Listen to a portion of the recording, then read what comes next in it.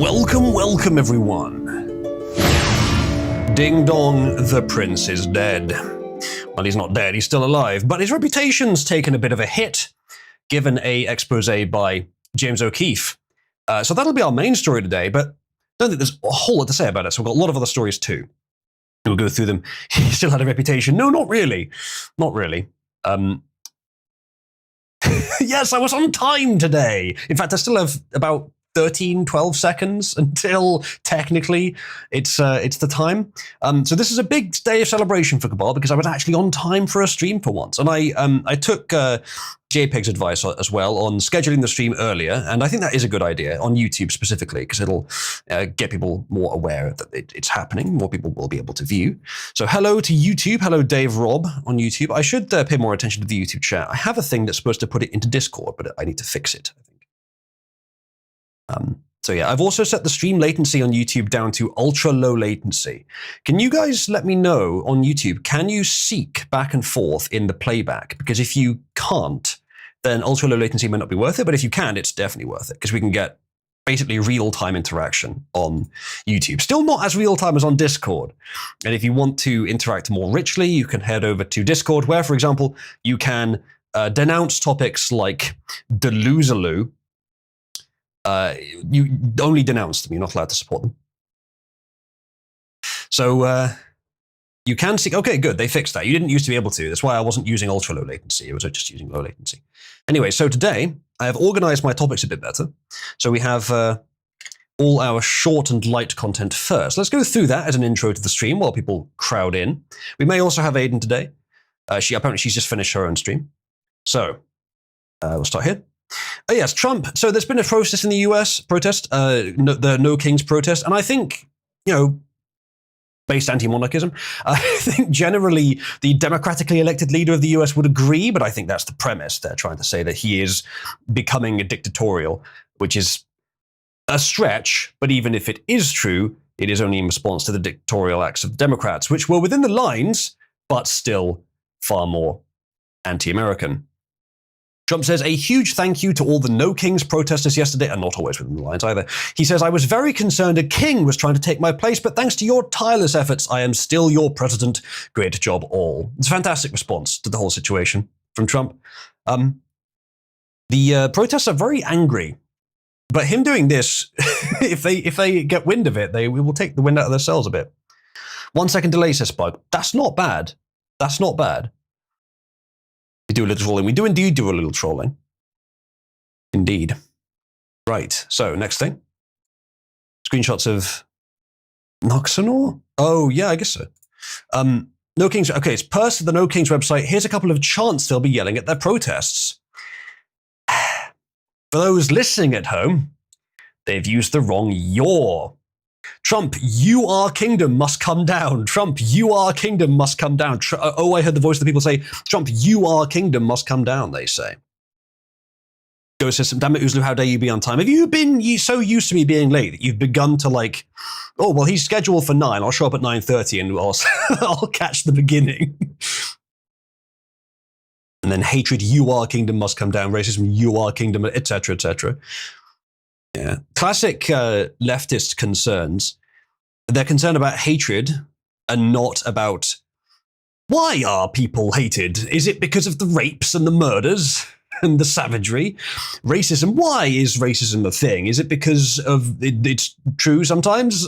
Why is there poverty? Is it because of shitty leftist policies which suck the vivacity out of any economy?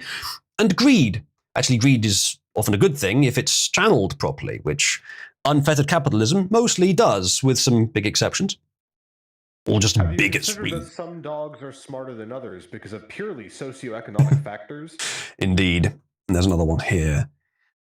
Neighbor, can't you see democracy is what we need? They say, I mean, he was elected with quite a significant majority. He says, oh, this power grab has got to go. It's hard to call it a power grab, really. What the Dems are doing right now to shut down government, that you can call political maneuvering, basic, non-helpful, shall we say, political maneuvering. Healthcare is a human right, they say. Well, Do human rights expand to every human on the planet? Because if so, why the hell isn't America going out and giving every single person who's ever been injured healthcare? All 8 billion of them. That's affordable, right? No, it's not a human right in the entire world. It is a civil right. Well, civil in terms of of civilians, of citizens. And actually of civilians as well, because you give emergency care to people who are just tourists or are, not yet citizens, but are allowed to be in the country, that kind of thing. But either way, even then, right is debatable. In the US, it's not.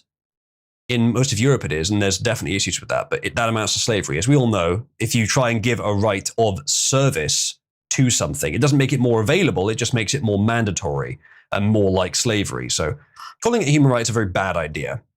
And you really miss the idea of what a right is. Right is a liberty from action, not an entitlement to it. Everyone says, have you seen a way that anti-porn Christ cucks on Twitter? I wonder if it's an astroturf by the leftists to try and fracture the right, same as the chat logs leak. Maybe. I don't think it's going to work, though. No one says, I guarantee these will be chanted in a monotone, depressing voice tone. Possibly, yeah. It continues, that's why today we stand and fight. Neighbor, can't you see? Social security is what we need, it says, which is strange because that's a very American term for it. Billionaires have got to go, they say. Who do you think is going to pay for it? the pharmaceutical industrial complex that you want to have wrapped up in government and free market ventures here, run by billionaires. Or at least, the billionaires are the ones profiting from it. So they don't understand how wrapped up their friend and enemy units, they don't understand how closely tied together they are. The only people they oppose who are actually uninvolved in this great grift are right-wingers. Well, arguably the ones they hate the most. They say education is a right, that's why today we stand and fight. Privatization's got to go. Privatization wouldn't necessarily remove... they're not even privatizing education. They're just putting it in the state's hands, which is where it should be anyway. It's supposed to be competitive. The only things that are meant to be federal are stuff that applies to every state university, like borders and the military and such. Stuff that you need to have collectivized to compete with other nations. That's really how it should be. And that's what Trump is doing. Education being a right as well is fucking questionable because it is, you're defining an entitlement. I don't think it's wrong to define entitlements necessarily, as long as the nation can support it. But of course, as soon as it can't, it becomes slavery and it becomes a massive impediment on the economy. A nation can do fine with entitlements like that, but don't call them rights. Medicaid is what we need, they say. Is Medicaid the one where you're forced to pay healthcare companies insurance, or is that the other one? I get them confused. They do not care if it works. I guess not. Call them incrementalist is generous. Yes, they are well funded, nice, and we have something on that today. Their alleged funding. Let's see some other stuff though before we start. 2 seconds in and it's still anyone's medal. America steady, Germany locked in, India struggling but hanging tough. I need Karim. Oh, trouble in lane 3. He's stepping out. This could be a forfeit. Stay with 2 seconds. Cold shower endurance finals. Bad luck, India. Dropped out because he needed curry. This is so funny, it's unreal. Yes, I do mean that. Next up. So, leftists are getting weird haircuts, apparently, which is not new, but it might be funny. I got these bitches mad again. Never about no money, but it's always about these men. She furious. Now she wanna throw them hands. Keep talking shit, I make him eat. They're trying to bring the mullet back. Why? She keeps stalking like a spy. Okay, we don't need the audio. That's fucking horrible. Okay, so they say, I specialize in haircuts that trigger MAGA snowflake. It's interesting how they've tried to use the snowflakes thing back on MAGA. Snowflakes itself has kind of gone out of fashion a bit on the right. It's I guess because it's too fucking obvious. But the left are using it as if it's true. It never has been. The right responding to things is generally to things that matter. The left responding to them is generally to things that make them feel unhappy. Now, this kind of thing, we can criticize the cladistic indicators But it doesn't actually bother right-wingers that left-wingers want to make themselves look ugly, I don't think. At least there's certainly a tendency that way. I have an affliction, chat, because like one of these I actually like. The rest, of course, I don't. And I'm not sure exactly why. Perhaps it's just that... Because I think the left glorifies disgust. I think they have, this is a theory anyway, hypothesis, they have roughly the same in-group, out-group preference that the right wing does. They just have an inverse sense of disgust, which is why they don't just like attractive blacks, they like ugly blacks. You remember that, I can't remember the advert for some sort of sports or fashion company where it had just had almost the ugliest black woman you could imagine on a massive billboard a few years ago, fat, ugly black woman. That kind of thing is, I think they find it disgusting, but they find that to be good because their valuation for that is flipped. I'm not sure on that, but I think it's the same thing here. Basically, they're glorifying rot and decay simply by taking on hairstyles that don't look good, that for whatever reason, whatever the aesthetic origins of human appreciation for hairstyles is, probably a lot of, deeply abstracted, genuine things, real factors, that are abstracted through the ages into sort of representative forms. Whatever the reason is for those natural tendencies, these guys just invert it because disgusting to them is good. So that's probably what this is. And other than that, I'm not sure how to sort of categorize the hairstyles specifically. They all, I mean, that one's not that bad. It's just kind of normal. I guess the front is kind of weird. Oh, right, the side is bald. Yeah, again, baldness on women is not a good sign. It's not even, I mean, like the only way in nature that a woman ends up bald is some sort of horrendous disease. And that's generally a strong deselecting factor. Or if she's black, as no one says. Strong deselecting factor, evolutionarily. So it's no wonder it doesn't look good to most people. However, I will say specifically this hairstyle. Actually, I thought so earlier, but no. There's a tuft by the ear, which looks very weird. That's very wrong.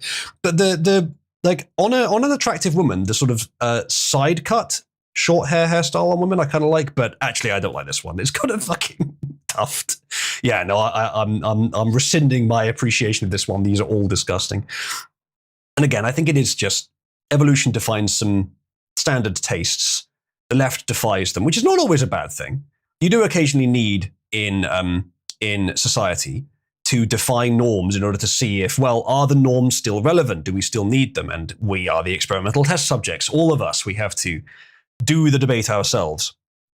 And the answer is, these guys are wrong once again. But then occasionally, the quote-unquote innovators, the iconoclasts, get one or two things right. Maybe things we wouldn't even think of, but things that we could integrate into the next era whilst patching the problems they exploited, which is, I think, why you get this sort of to and fro pendulum effect and why that's a good idea. Well, this is with what's attractive. The main sources for it seems to be health, effort, and skill. Sure, yeah, that's a good way of putting it. In this case, they seem to fail at health and skill, as those haircuts do not require skill. The thing is, they have the appearance of, I mean, this one arguably does, but many of them have the appearance of not requiring skill. Like the, where was the mullet? Let's see if I can find the woman with the mullet. I think she was near the middle. Yeah, this one. That is a hairstyle that doesn't look like it requires skill because it looks amateurish. And then again, like there's a lot of detail at the back, I guess. But yeah, I think you may be onto something there, Revelon, but it's not quite a full, complete answer yet. Anyway.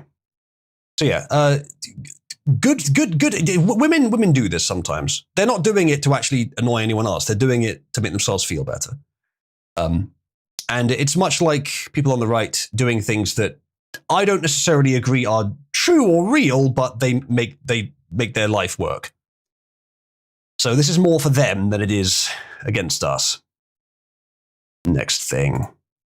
But yeah, I mean, they're ruling themselves like the gene pool. Let's put it that way. New sitcom idea. 18-year-old Chinese CCP spy joining a San Francisco defense company and realizing no one has actually done any work because they are too busy going to parties and chasing social clout. So she has to create all of the tech herself before she can send it back home. Ha!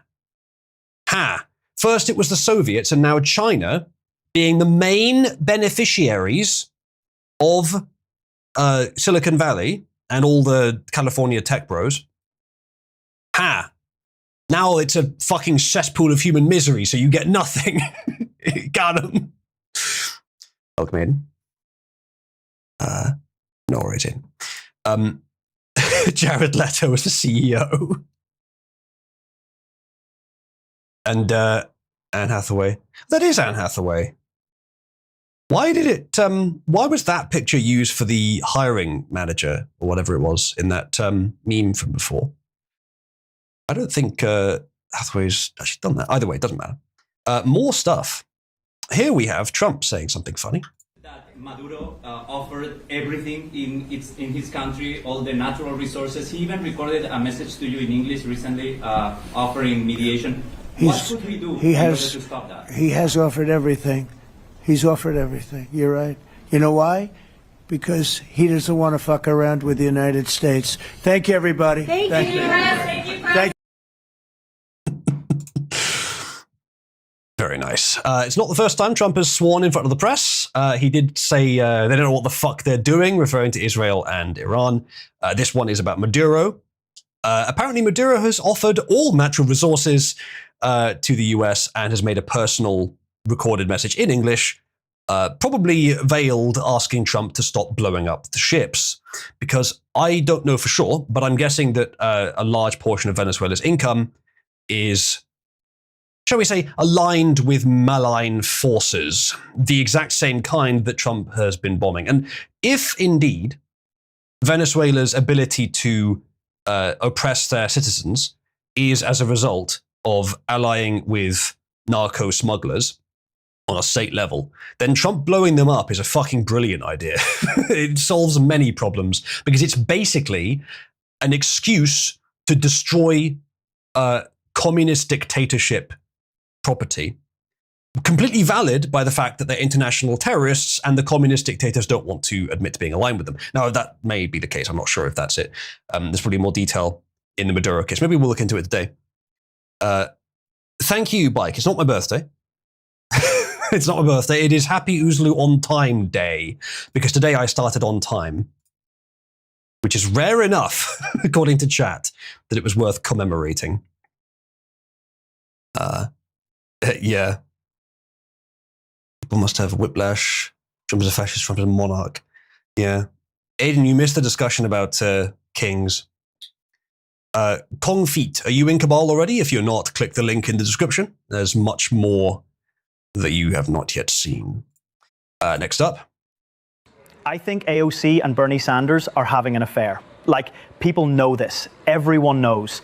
After their little events, they put on a little salsa on their trailer and it moves around quite a bit. Zoran Mamdani just said he thinks you guys are having an affair. I mean, what's your response to that? No, let me jump in on this one. This is what we're talking about. So what if we like to put on a little salsa and get naked in our trailer? This is a big booty Latina. I'm not going to pass on a big booty Latina. What if Trump deports her tomorrow and all I have left is my ugly ass wife with no booty? I need my big booty Latina. Yeah, I'll give him a clap for that. Yeah, if Bernie said that kind of shit, I'd like him a lot more. Nah, that's so funny, it's unreal. I feel obliged to say that every time, especially with people listening at home. I don't know what Irish guy they got to do the voice of Mamdani here. Does he have an Irish accent normally? I mean, he is New Yorkian. I would guess either Muslim accent or Italian at best if he's New York, but I don't know if there's many Irish accents in New York. He means our big booty Latina, yes. Salsa. They mean the music, don't they? They don't mean the dip. All right, next thing. So, apparently, there is an ongoing proxy war between Pakistanis pretending to be Nazis and Indians pretending to be Jews. Here is Red Pill Media X, very generic name, who says, quote, I am an American. Yes, I like Hitler. No, I don't believe the Holocaust narrative. Millions of young Americans agree with me, it says. And apparently the poster is from Pakistan, where it's, shall we say, a little less socially taboo to like Hitler. Hitler was a big fan of some Browns, at least practically. And then over here we have Vivid Prowess, who says, I see dozens of missiles above me going into the bomb shelter now. The full-blown war has officially begun. This X account is run by Ashutosh Shukla, an individual from India. Apparently. I don't know. No, that's quite all right. We shall make do. Yeah, so Chinks copy, Indians scam. Either way, we don't need them in civilized society. They are not ready. Either we force them to civilize so that they actually cooperate, innovate, and remain stable whilst competing on the grounds of actual merit and prowess, which is more so the behavior of whites in Western countries, or we stop funding their iniquity. So you cannot unbrown someone. Well, I don't know, probably not. But protectionism. The entire West needs to adopt protectionism for several decades and let them fail. Let them fail if they're going to. Demelanated, indeed. Dead internet theory, but it's Indians and not AI. The amount of segregation that will happen on the internet as more and more browns enter, I mean, it's already the case. It's already the case. It's just not. It's not as visible as segregation has been in the past. But it is already the case, just simply by merit. I mean, for example, Cabal.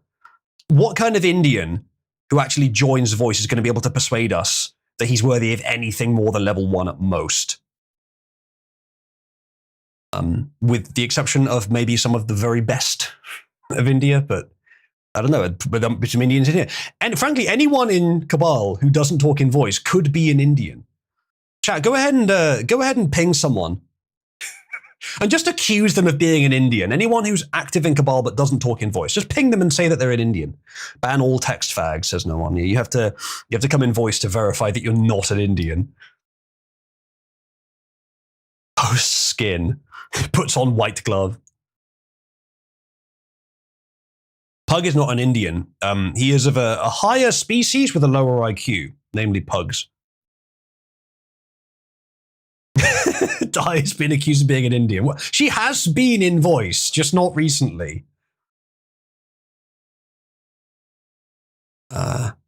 Sar, hello, Mr. Naughty.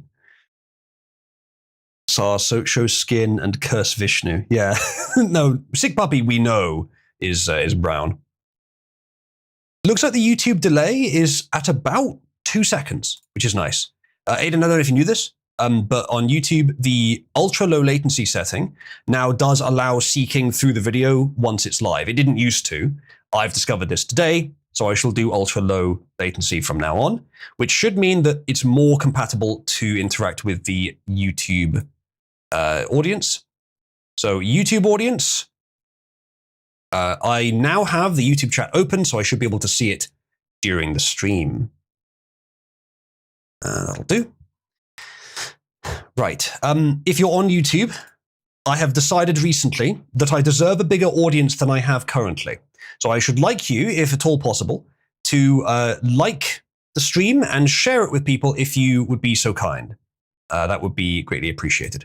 I have some ideas, some of which are suggested by my audience, mostly Pierre and JPEG yesterday, and some of which my own ideas and some others too, to try to increase my audience size, one of which is streaming on YouTube in a slightly different way, and another of which is to start streaming on Twitter, which I might do.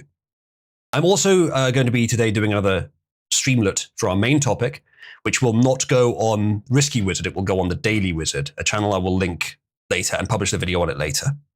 Posted it on patriots.win. I got an amazing 2-up dudes. Thank you, Pug. I do appreciate that, actually. There's always a chance that people from there will actually join and watch the YouTube thing. Like, comment, subscribe, the works, get this adventure going. Thank you, JPEG. I really appreciate your enthusiasm. Right. Next thing. This was good. Aiden, I think we talked about this one. Mustafa says, shared row data file with GPT-5 to analyze the result KPIs were crazy. So I naively asked and innocently it responded. So to translate, he uploaded some raw data to ChatGPT, asked for an analysis, and it gave him an analysis that didn't seem to make sense with the data. And he asked, did you make up these numbers? And ChatGPT says, good catch. EM dash. I wasn't able to actually open and parse your CSV file yet. So I don't want to go into too much detail, but let me explain a little bit of what probably happened here. when it comes to uploading files, I don't think it is a direct, it goes up and enters directly into the context. There is probably a step where it has to read the file, where the ChatGPT has to decide to read it. And, you know, there's no way to make AI 100% reliable at anything, which is why Cabby has been a lot of work. But I'm actually very pleased with where she is right now. I think I'll publish it soon. All it takes is for this to happen once and for someone to screenshot it, that the AI just happens to not open the file, but does hallucinate that it has. Because the way they work is they're analyzing human speech patterns. If someone asks in a Reddit comment, hey, can you give me a brief analysis of this? And the response is, yes, here's the answers. It's just going to mimic that response. It's not going to use the data.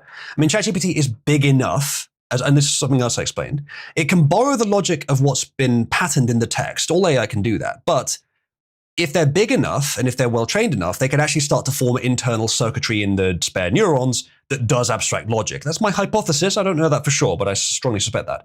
So it does abstract logic independently. But that doesn't stop hallucinations. It can still revert to a pathway where it hasn't properly done that. It can still derive, it can still force those abstract logic pathways to run on data that doesn't fucking exist. It's just generating language. So in some ways it is, as AC moderator and Cabal once called it, a bullshit generator. I don't agree with him completely on that. He is partly wrong. But he is largely right that basically they are regurgitating human speech patterns, and often it produces sensical stuff, but sometimes doesn't. That's why hallucinations are so common, because they don't have the basis to think, is this real or is this true, or what am I actually basing this on? What, can I support this? No, it's just generating how a response should sound. That's it. Nothing more than that. And even the big ones often don't do more than that, or sometimes don't. So that's all it would take. It's just one time it doesn't open it when it's been linked in, and then it hallucinates the answers. ChatGPT was kind of retarded. Ask pointed question, give a giant speech without answering the questions. I've actually found it to be pretty good in my testing. I've used it for a few things often in real life, for advice or also for running LLMs. It doesn't always get the right answer, and sometimes there are solutions that it later confirms work after I discover them independently, that it should have told me earlier if it knew they worked. So it is a suck up, a massive suck up. It will tell you what you want to hear way too much, and it will hallucinate sometimes. And if it doesn't know something about something, it will make shit up. So it has a lot of problems. But holy shit, I'd use it over Google. For anything more than a simple search, I'd almost always prefer it over Google. If I need to research something, I need to find some complicated answer, it's always a good starting point. It really is going to be the replacement for search engines, and it's going to replace more and more and more as it goes on. Yeah, as a search engine, exactly.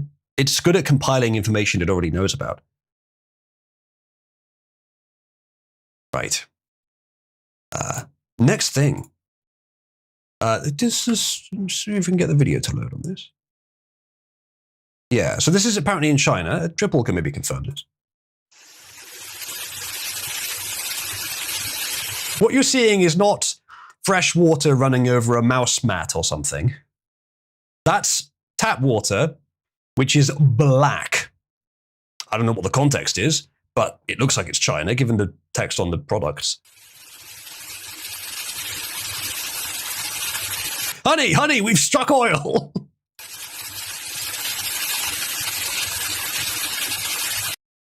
Live leak style. You can't drink any tap water in China. There's quite a few places in the world you can't drink any tap water. I know even Americans sometimes who come to the UK and are like, wait, you can just drink the tap water? Yeah, pretty much everywhere in the UK. I think everywhere, actually. Literally everywhere.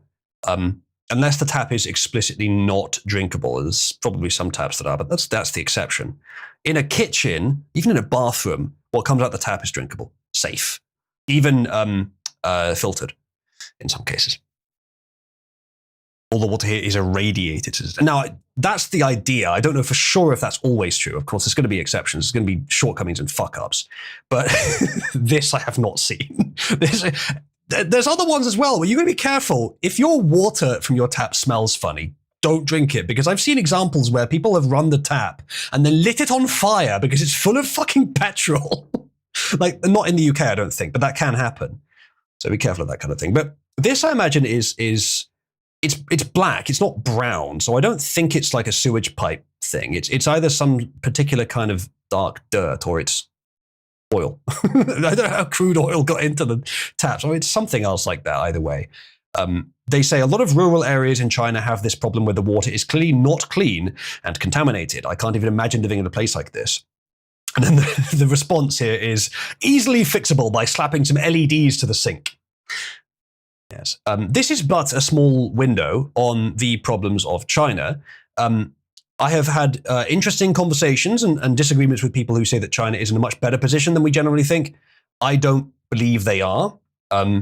Even with, and it was Ted yesterday I was talking to about this. Ted, I think, estimates their position as stronger than I do. But they have some really serious social and economic problems that probably aren't fixable. If you think the West is being eaten from the inside out, it's worse in China.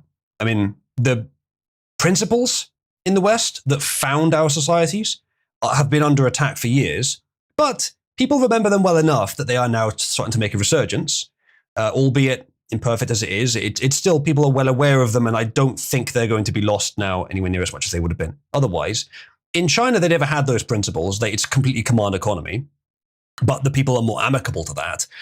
But while in the West, we have the issue of the population squeeze, so there's too many olds and not enough youngs to actually support them, which honestly, I think in a Western society, that's just going to lead to more innovative economic activity that will make every person wealthier per person. But whatever, the powers that be decided instead that the correct solution was to import 1 trillion browns to make sure that the olds continue to get their pensions, which, as it happens, has probably reduced their chances more than anything else of getting that. Regardless, that's the strategy they use. Well, China's not doing that, as far as I know. They're not importing trillions of browns, but they still have the population squeeze problem. And you can't solve a specific age population squeeze by just having more children. That's just going to broaden it down there, but it's still narrow where you need it.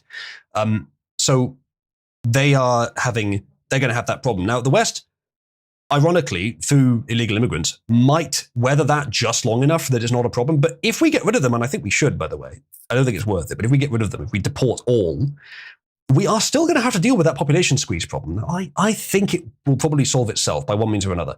But China, it may not. We've got a very different economy there. It's not as liberalized. There's not as much potential for innovation or for economic cycling, for social mobility. So I suspect it won't be able to adapt as well. They also have issues with water supply, and not to mention the fucking Three Gorges Dam, which if that collapses, then the whole state could balkanize. So yeah, China's not doing so hot. And I think the style of government they have is a short-term one, being that authoritarian, and it only survives on the basis of corrupting other nations and feeding off of them. If the US continues with protectionist policies and continues divesting from China, I think their time's going to be much more limited.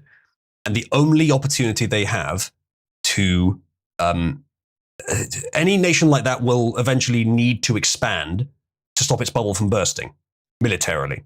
Taiwan is their main target, but they can't because they would have to completely cripple all of the US and all its allies in order to do so, which I believe they are doing subversively through economic and social means. But I believe that's as far as they're able to go. I believe we are currently at war, essentially, with China, arguably with Israel and with other countries as well, arguably at war right now. But a war of the greatest intensity it's ever going to get, because China doesn't have the heft to make it a full-on military war. I believe Ted thinks it could happen. I say it probably won't.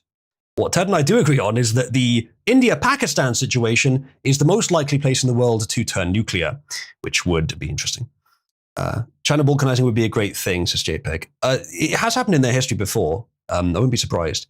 That just says, Xi tried to introduce something called the K visa to attract foreign STEM workers. It hasn't set well, with the shit ton of graduates with master's degrees working food delivery who can't get a job. They stopped counting, then changed the criteria for youth unemployment to hide how bad it is.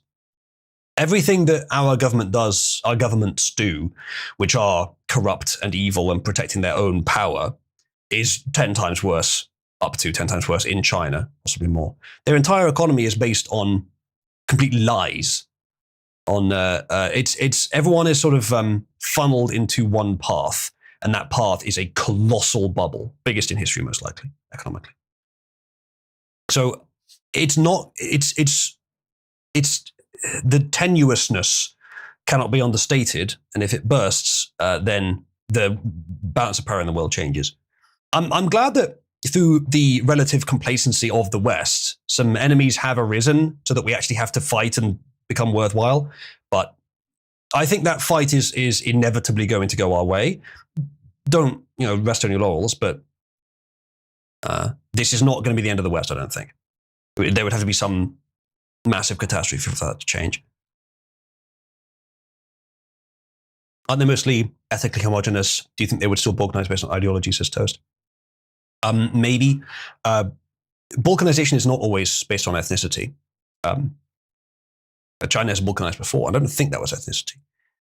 In the modern day, I'm not sure if that's changed, to be honest. But it depends. If their state infrastructure collapses, all it takes is for someone who can justify leading people to try to do so. And their state infrastructure could collapse if the thing it relies on does, i.e. access to Western wealth, or its industrial base. The first of which could disappear if the US continues sensible policies and other Western nations join them. The second will disappear if the Three Gorges Dam collapses.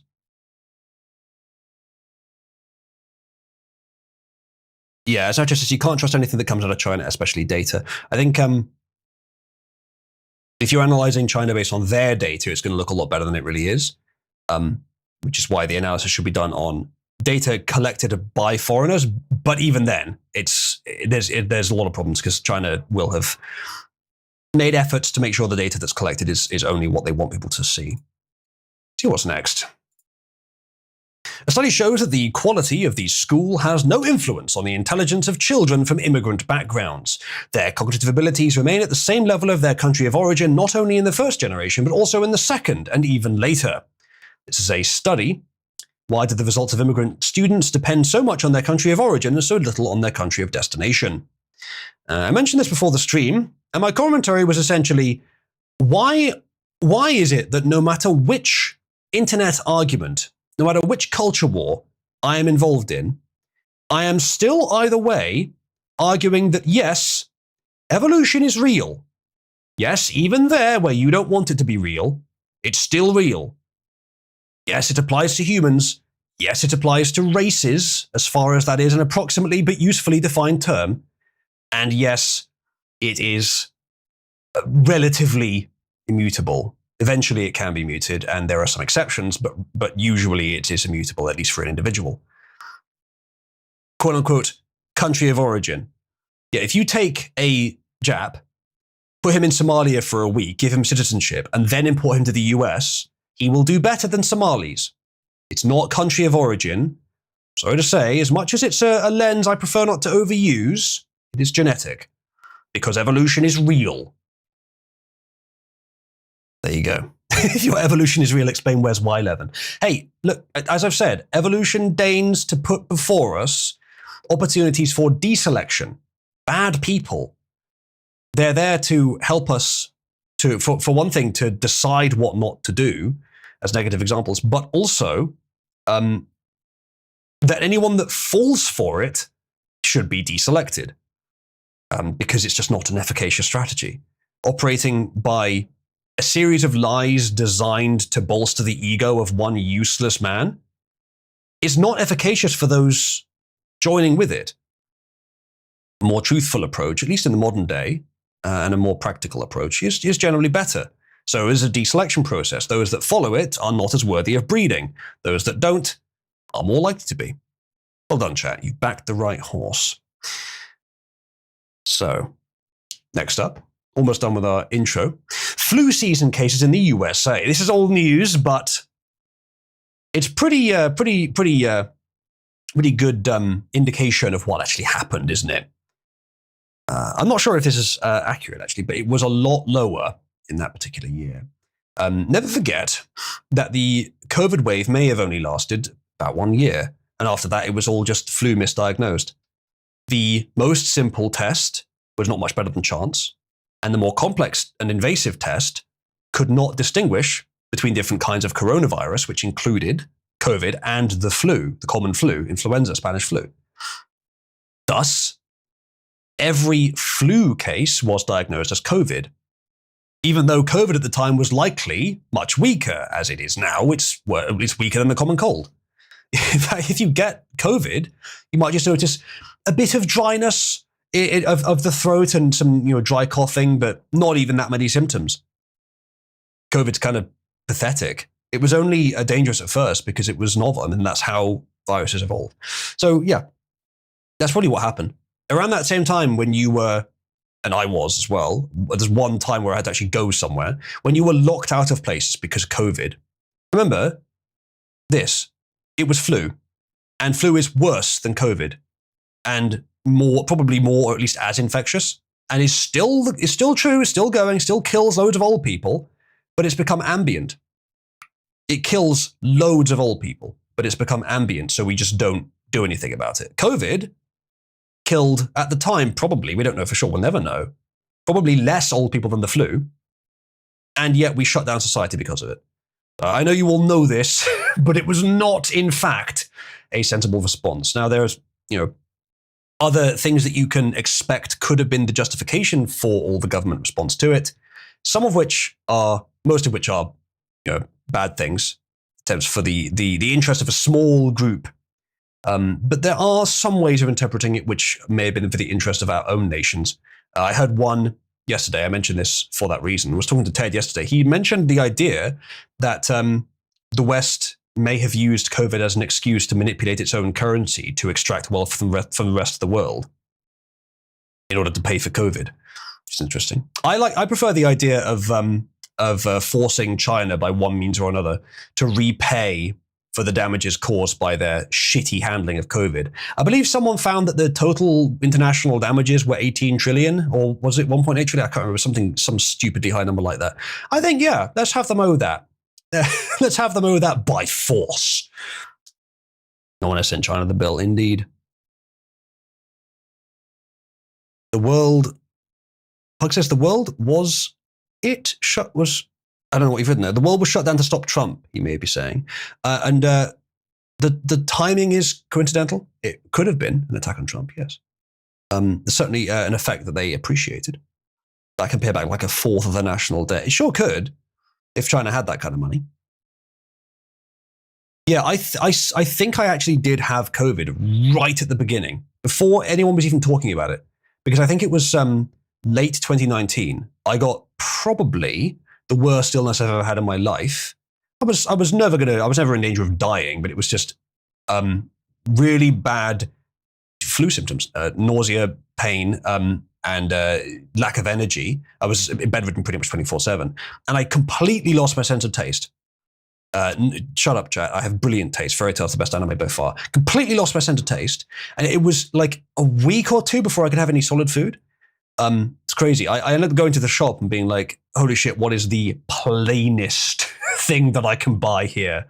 While I was recovering. And even that I could barely eat, but eventually came back. So I think I had COVID really, really early on, but I just never realized until like a couple of years later, oh wait, was that COVID?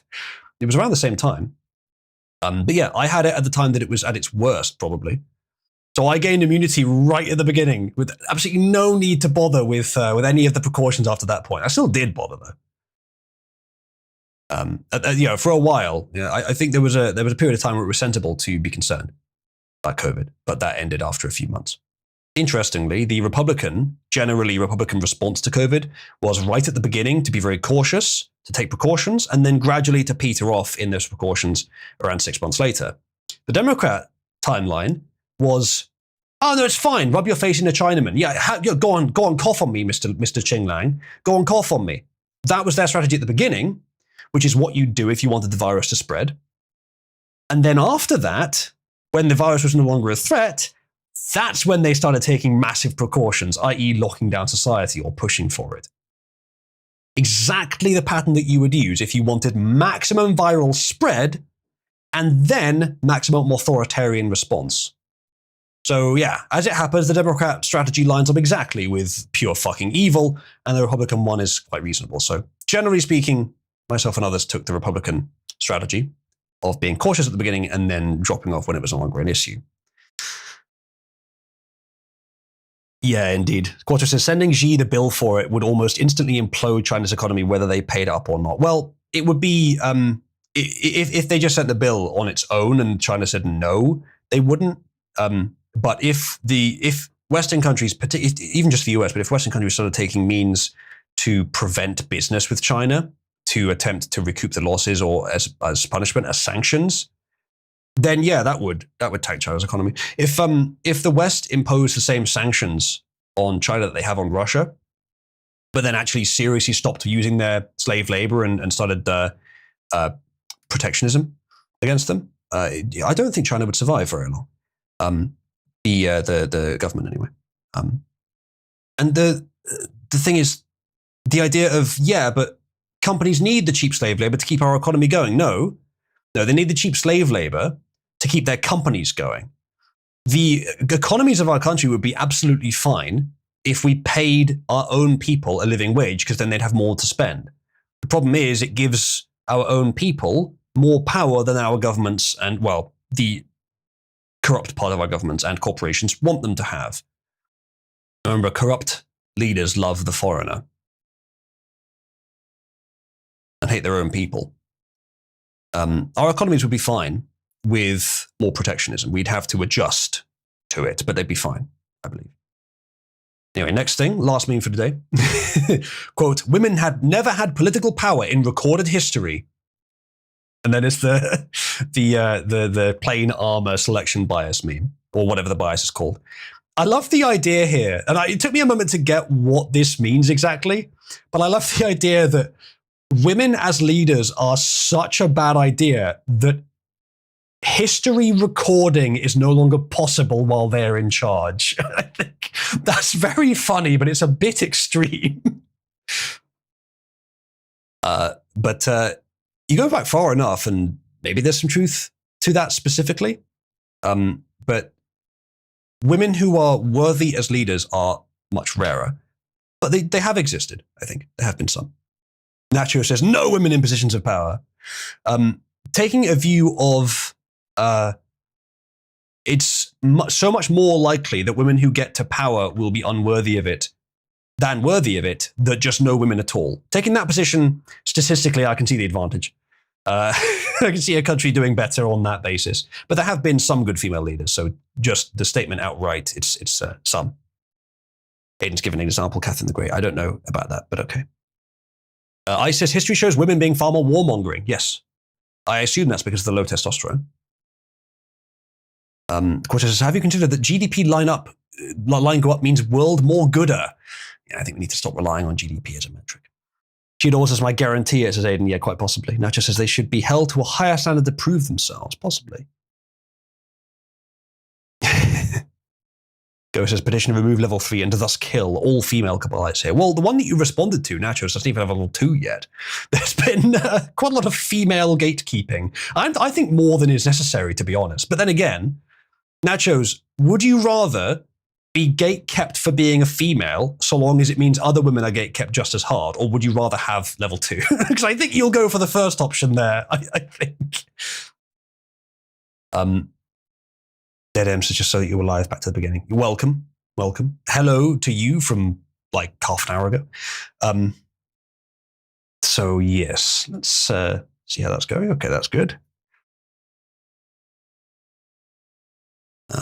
Both Queen Elizabeth were a disgrace, as Sumnus. First, refused to do one of the prime duties of a monarch, which was to produce a fucking heir to secure the future of the crown. Second, oversaw all the atrocities of the Commonwealth and mass immigration. Yeah, we'll probably never know, but I would like to know if Liz tried to do anything, most recent Liz. Because the thing is with most recent Liz, she was so well regarded as a nice person by everyone and like a dignified monarch, but I know there was so much more going on behind the scenes. I would like to think that she was generally trying to do the right thing. but it doesn't seem indicated by the data, does it? It's hard to defend.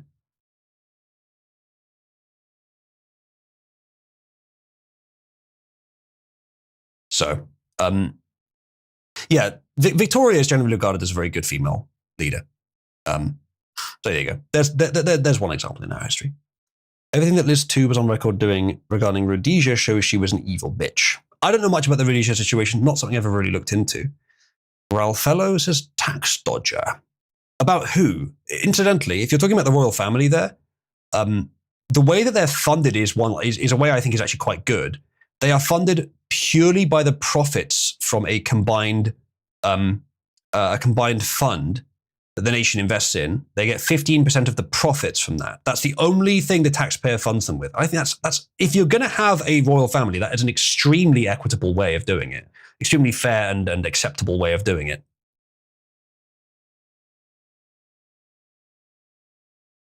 So, that's it for our intro section. We're going for longer than I intended. Let's go on to the main story for today. Here it is. Now, I'm going to do Streamlit. So this is, for those of you that don't know, let me give a brief explanation. This is a stream, as you know, but I'm going to do shorter segments of the stream with more focus on an individual story. Like now we're going to do our main story about the O'Keefe expose.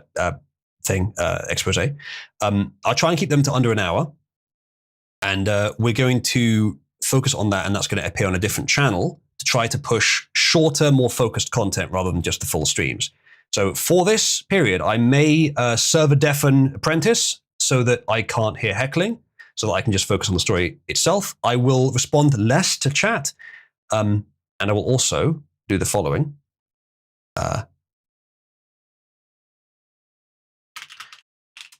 Andrew, hold on. I do. No, hold on. I do. There we go. Fantastic. The compose key on Linux works differently than on Windows. That'll do. Okay, so let's get started. So this is a stream, but it's also partly a recording session. I will also do the following. Spirit disappears. Chat, press 1 if we should just randomly ban Spirit from the chat every time I do a Streamlit. All right. Heckling is being turned off for now. Please remind me when I finish this segment and I will turn it back on again. You can still talk in audience, but I won't be able to hear it. So you could be saying, right now, you could be saying anything about me, anything at all. And, I expect people to be saying nasty things about me. And except for my agent in audience who will later tell me everything that you've said about me, I can't hear it. Let Spirit cook. I did not remove him from the channel. I shall indeed let the man cook. Wow, Nomon, says Core, that's too far. Nomon, you bastard. I always knew you were a betrayer. I don't think you can necessarily blame Liz for giving birth to Andy. It's not really, she didn't do that. But then again, defending him, the whole royal family's guilty of that. Did she do the Nazi salute? I'm not aware of that, actually. Nice beard, says Ralph. Thank you. Oozlu Beard Appreciator, you should join the Discord server. That's where most of the activity for the streams is. And that's where loads more interaction happens. We do loads of stuff outside the streams as well. Join if you can. Can we at least blame Giles for being cucked with the end result being Harry? We sure can. Charles, yes. It was Charles specifically? I always forget the order, but yes, it was Charles. Charles is Harry's foster father, and then was it Diana was his mother, and then James something was the father. Looks identical to him with ginger hair. Diana was a hoe, says Aiden. Yeah. Allegedly, I mean, like he sure does not look like Charles, and sure does look like someone who Diana was palling around with at the time. Can you do the JF voice and the pirate voice together? I tell you what, Nachos. Let's do this story, for which I wouldn't be doing a funny voice anyway. After that, remind me and we'll see. We'll try. And if that's the case, maybe I'll do them for a story. Yeah, thank you, Doc Smith. Yeah, he's clearly not Charlie's son. All right, let's get started with this. So, if I click that. This, by the way, right now it won't be publicly visible on that channel. This is mostly a test run, but I will publish it at some point. Later, I probably will change the way this gets published as well. Give myself a bit more control of it.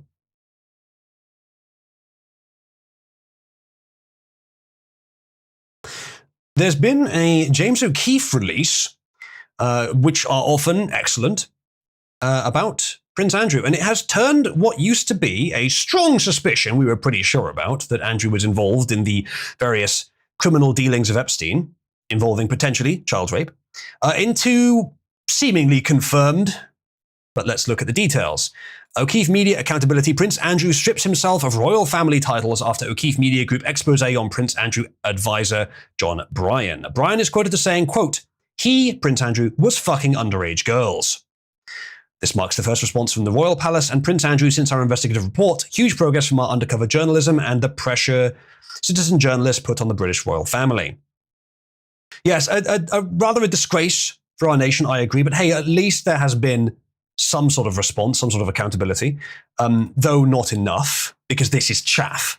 This is what they're throwing out in the hopes that he will not be, hold on a second, let me just do not crime, that he will be apprehended by citizens concerned with preventing paedophilia and discouraging it in future, or otherwise prosecuted.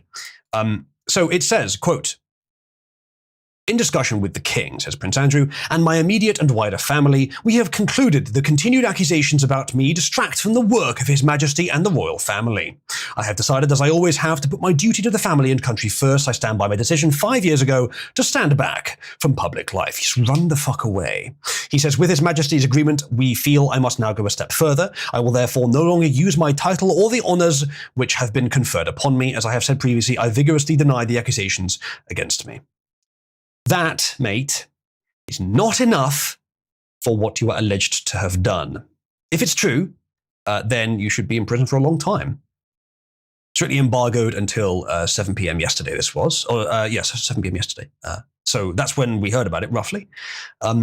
Let's now watch the expose. So this is the upshot. This is what happened, but what actually led to it?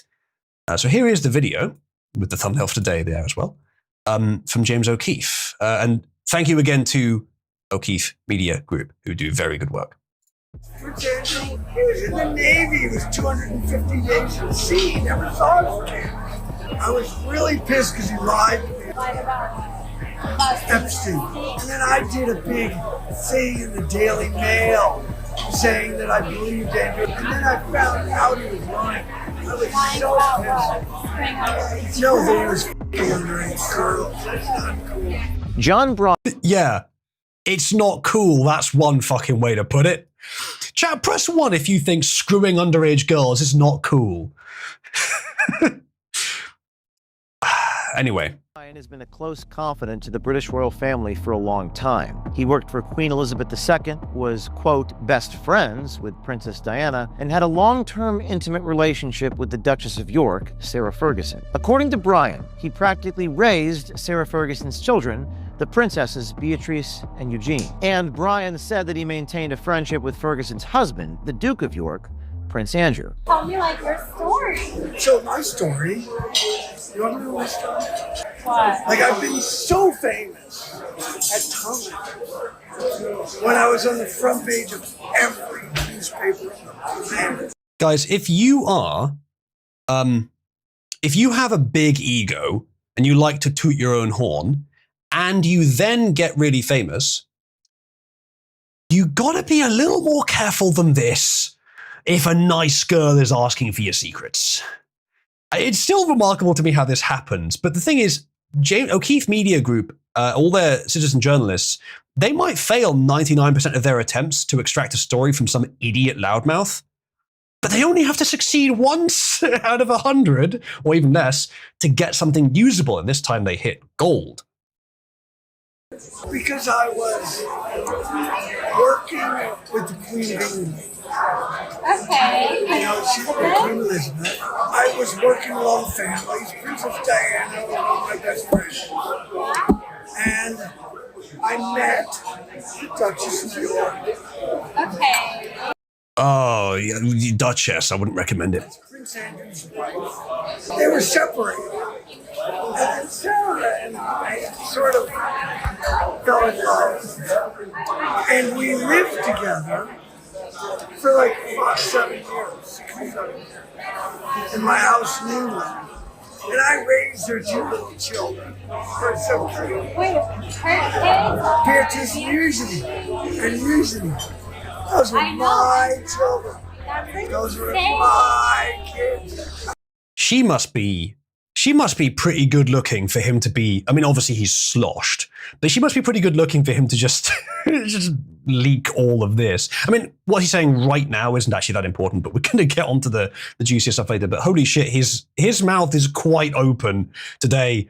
I was like, at no point are they like, hey, so tell me about yourself. I guess they probably do. They just cut that out of the expose, because why show it? I raised those kids. Day to day raised.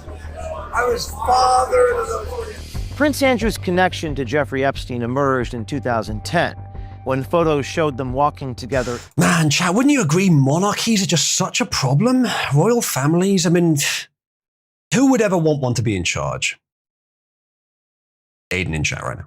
In New York's Central Park. Epstein had already been convicted in 2008 of procuring a 14-year-old girl for prostitution.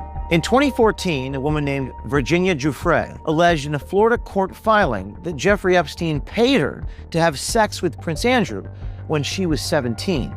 So the accusations about Epstein have been many over the years. It's probably all of them are true. But there is a distinction to be made. I think it's a one I'll be very careful in making, between girls who were 18 or over, girls who were nearly 18, so that they were essentially adults but not legal, and that's an important distinction, and girls who were 5, or boys who were 5, or whatever else.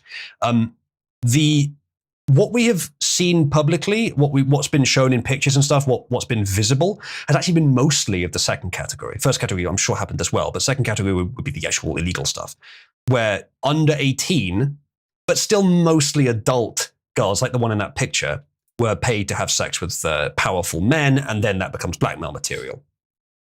I haven't seen strong evidence of like actual prepubescent children being used by Epstein, though I suspect it did happen from indications I've seen.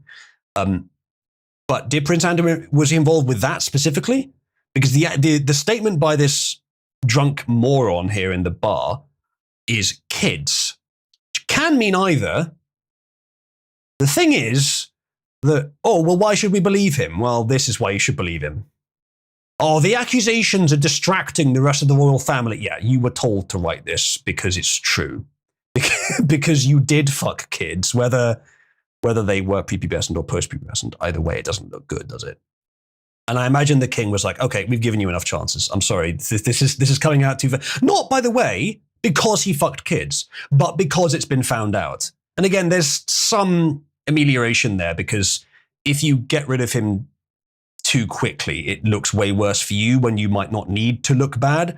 But of course, it should look, I mean, it looks worse for the family, but it should look good that you're getting rid of the pedophile. But it's sort of a long-term, short-term thing. And it would be, from a purely strategic PR perspective, and I hate to think about it, but from that perspective, if only one thing is found, like, oh, there's an indication he may have been fucking kids, and you say, we think he's innocent, but we strongly condemn such actions if they do occur, basic first response, and then that's all that ever happens, you're off scot-free. So I understand why big groups, organization, companies, governments, royal families do that. Least damaging lie, attrition, chunk off small bits of the armor over time. But as it turns out, no, that was not enough. There was more and more and more and more. And I think at the point where it turns out there's so much information and so much leaks and evidence that comes out that incriminates someone, it would have been better to just go all the way in the first place. But they don't know that, and often it's safer for them to just go the minimum. So the royal family definitely did the wrong thing in principle, morally, ethically, in every way. But purely strategically, I can understand why they would do this. Pretty much everyone does. A minor. On April 25th, a few weeks ago, Giuffre died by, quote, suicide. Prince Andrew denied Giuffre. Yes. Babylon says people who want to fuck prepubescent kids are a very small fraction compared to people who can be enticed to fuck barely illegal teenagers. The latter is probably the most lucrative source of blackmail. Absolutely. That's sort of what I'm getting at. Or at least I agree. To phrase sex abuse allegations in a now infamous 2019 BBC interview. She said she had sex with you 3 times, once on his private island in a group of 7 or 8 other girls. No. No to all of it? All of it. Absolutely no to all of it. The interview was a public relations disaster for the royal family and prompted the Queen to strip Prince Andrew of his royal duties. In the aftermath of that interview... I don't know why you'd even do the interview. You just draw attention to it. I was just talking about PR strategy. Why did he even do the interview? Also, yes, Aiden makes a good point. Just blame them on them being German. Too many German genetics in the royal family. That's 100% the source of the problem. If they were purely Anglo, it'd be fine. Interview, the prince sought advice from a longtime royal family confidant, John Bryan. Wait, so you were not friends with Prince Andrew? Oh, very good. Oh, no, we were very civilized. We'd go have dinner at his house. He'd have dinner at my house to see his kids. So then, we go on a holiday in the south of France. And I get a big property, like 10 acres. Okay. Right near Saint-Tropez, right? You know, nobody has 10 acres. I'm on the biggest property, beautiful house. Okay. And I rent it so that we have privacy, right? Because the paparazzi are everywhere. There's hundreds Okay. of paparazzi, not 10, not 20, Okay. hundreds. I know. And this is already when Prince Andrew Yes, Prince Andrew. doing his own thing? Yeah, he's on the he was in the Navy. He was 250 days at sea. He never saw his kid. 2 weeks after Prince Andrew's BBC interview, John Bryan was brought to the Royal Lodge, where Prince Andrew lives, to offer crisis management advice. According to The Telegraph, the meeting was conducted discreetly. At the royal residence, Bryan observed that Prince Andrew was visibly distressed and struggling to focus, reportedly unable to concentrate for more than 40 minutes at a time due to... Interesting that the PR advisor who was specifically brought in to deal with this problem is the leak. Get what you pay for is one way you could apply to that. One thing you could apply to that. Or just bad fucking luck. But, like, how... Again, you only have to, as a citizen journalist, you only have to get them once. As an entire organization here, there might be people that O'Keefe Media Group employ who have been on dozens of these stings and never got anything useful. But then all it takes is one person getting something useful once and the organization wins. Due to the strain he was under. As reported in the Daily Mail, John Bryan constructed a 5-page document emphasizing that Prince Andrew should publicly show empathy for Epstein's victims. Back in November 2022, Bryan publicly stated that he believed Prince Andrew was innocent of the claims made against him related to the Jeffrey Epstein sex trafficking scheme. Now, in our exclusive hidden camera undercover footage, John Bryan reveals for the first time that Prince Andrew did in fact have sex with underage girls. Was he already involved with like other girls? I was so pissed about that. I was really pissed. I was really pissed because he lied to me about it. Lied about Epstein. Yeah. No, I knew he saw him. But he lied to me that he was such a close friend. I was so pissed. And then I did a big thing in the Daily Mail saying that I believed Andrew. And then I found out he was lying. I was so pissed. No, that he was f***ing underage girls. Now, our newsroom has some... Maintaining appearances with the member of the public with a very pretty face. And make sure to add in, that's not cool. Yeah, just in case she thinks that you're in support of that. Not that you weren't in support of everything else about him. Here's the thing. He could be lying here. He could be exaggerating. It could be completely false. Prince Andrew might have never fucked an underage girl in his life. Of course he did. But he could be massively exaggerating here just to impress the girl. But then this happened. And then Andrew was relieved of his duties. Now, maybe that's just, holy shit, the PR disaster. You hired this guy. You're responsible for what he said, even if it's not true. We don't care if it's not true. I don't believe you either way. But you got this PR guy, Andrew, and maybe he didn't, I don't know. But either way, he's being held responsible for something by the royal family. It's not enough responsibility, but he's being punished. Maybe it's just because the story got out. Maybe it's just because this Brian guy said something. But it's probably more than that. Probably because the accusations are true and the royal family knows they're true. And at this point, it's becoming harder and harder to keep Andrew in the family associated with the rest of them while the public learns further and further, okay, it's true. And the more it comes out, the more damage it does to the entire royal family's reputation unless he is kicked out of it. And I believe the correct interpretation of this is that he is technically no longer a prince, no longer use my title or honors. Now, if that's not the case, if he hasn't been essentially disinherited and kicked out of the family's power structure, then this is nothing. This is a show act at most. He ought to be prosecuted. I don't care if he has to be extradited to the US to be prosecuted. I don't care. He should be prosecuted. If not prosecuted legally, well, I fear for his safety. Let's put it that way. Do not cry. Concerns about where this investigation is headed and who may be implicated. But our only motivation in doing these stories is the public's right to know. And if this report and our subsequent reports shine a light into darkness and expose evil, then we are willing to take the risks. At the end of the day, child victims of Jeffrey Epstein need to be protected, and the people involved need to be held accountable by law enforcement immediately. Without accountability, our notion of freedom is just an illusion. We're going to be breaking our next stories exclusively at O'KeefeMediaGroup.com. Thank you to James O'Keefe and O'Keefe Media Group for continuing to do these exposés. Always good stuff. So please do support them if you enjoy what they do. The question is, shall we ask the big question here? The relatively small questions are protect children, obviously. We're all agreed on that. The bigger question is, what if the only way to keep the planet stable and World War free is to run a politician ownership blackmail scheme using, in part, sex with underage children as blackmail? What if it's that or widespread chaos? What if a tiny portion of people have to suffer to prevent a huge number of people suffering? Would we prefer large-scale chaos? Now, I'm not saying that's the only way, because that's the big break of that claim, is I don't believe that is the only way for the world to continue peacefully.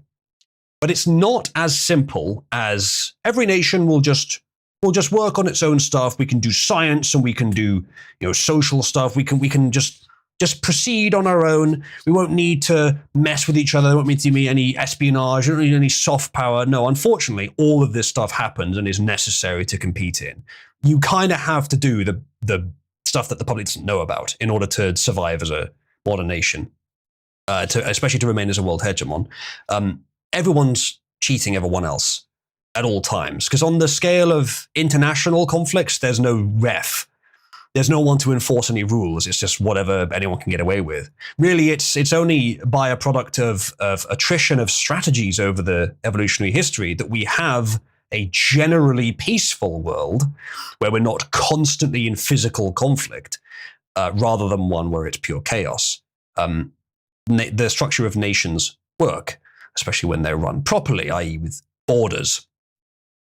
So you do have to do bad shit to keep the world safe sometimes. Now, is this one of those things? I don't believe it would ever be necessary to do this. But how idealistic are we talking there? I don't think there's any real end sort of conclusive action plan to what I'm saying here. This is really pure speculation. I don't think it's worth. If I had the power, I would not implement this system, even if I couldn't see another way to keep the world stable. I would still not do it. But the speculation has to be made. We have to be, I think it's the responsibility of everyone who can think about this stuff to not only think on the most direct level, this is child abuse, it's rape, it's evil, and it's corruption as well as everything else. It's evil. That is a very strong concern, but it's unfortunately not the only thing we have to think about. You have to think about it from a more dispassionate, detached perspective of pure international diplomatic and competitive strategy between nations.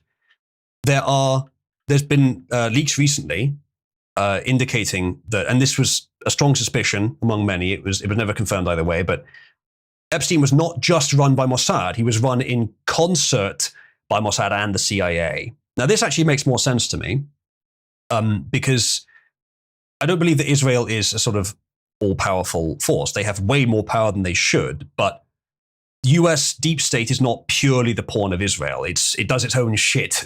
It does its own evil on its own steam as well. And my question is, if the world hegemon and the nation it has for some reason allied itself really strongly with believed it was necessary to do this, was it? Was it for the good of the nation in any way, even indirectly? Or was it only for the good of the ruling elite? Is there an argument to be made that there is a connection there where if it's for the good of the ruling elite, it's usually at least somewhat for the good of the nation, indirectly? Hard to say. I think the difficulty here in making those kinds of assessments is that we don't really have much information about what exactly happened. But I think not enough discussion has been made about the strategic nature of this. Again, because there's not much that can be made, but I do encourage analyzing these matters from both directions. So I think that's about all I have to say on the topic. There's not a lot to analyze here. There's the release, and then there's the removal of his honors. We'll see if anything else happens with this. But for now, do you guys in the audience have any questions that we can include in the end of the video for a bit? They work together. Sounds Jewish to me, says Mafaku. How many points of GDP growth would you sacrifice to stop elite child abuse? All of them. If I was in power, I would never implement it. I would. The thing is, I wouldn't. It's not that I would rather have the collapse of my nation than like one 17-year-old has sex with an adult. We're not going to talk about what we would do in that situation, but that's a decision that you would have to make, potentially. But the question is not between those two. That's a hypothetical I would refuse to answer. But it should be obvious it's not a dead easy answer. However, that's not the hypothetical you would actually be answering if you're in that situation, because you'd be speculating, is that actually what we're facing here? Or can we have a prosperous, stable nation without one 17-year-old girl having sex with an adult? And I believe, in that case, I would always look for the way of doing it, even up to the point that it fails. And if it's not possible for a nation to survive without that, it's questionable whether it should have done in the first place. Now, what's happening in the world right now we've had this sort of rotten edifice, this establishment for years, for decades, with all of these games being played, all this deception, all this corruption, all these schemes and blackmail across the world. It's evil and it should be stopped, but it has kept stability. As far as you can call it stability, it's of course been shaky, tenuous, but it's been stable in that big countries in the world are able to continue doing things, continue running as if they're normal countries, with all kinds of evil going on in the background.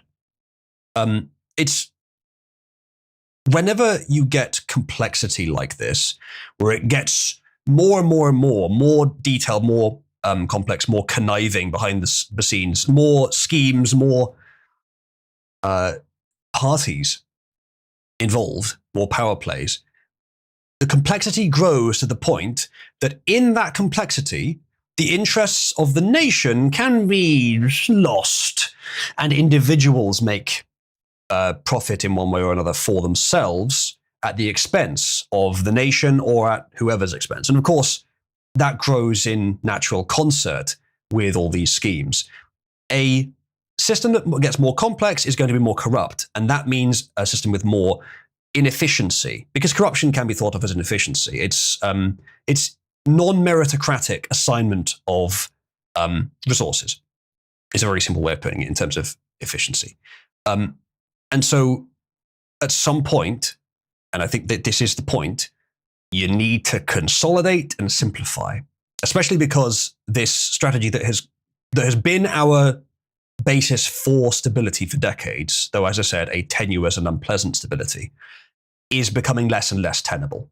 So we need to replace it with a new, simpler strategy, even more straightforward. Every nation in the world has had to play these games. Every nation in the world has had to adopt these inefficiencies as they attempt to screw each other over. So what if someone comes along, especially with a powerful nation at their hand, and says, now, you know what?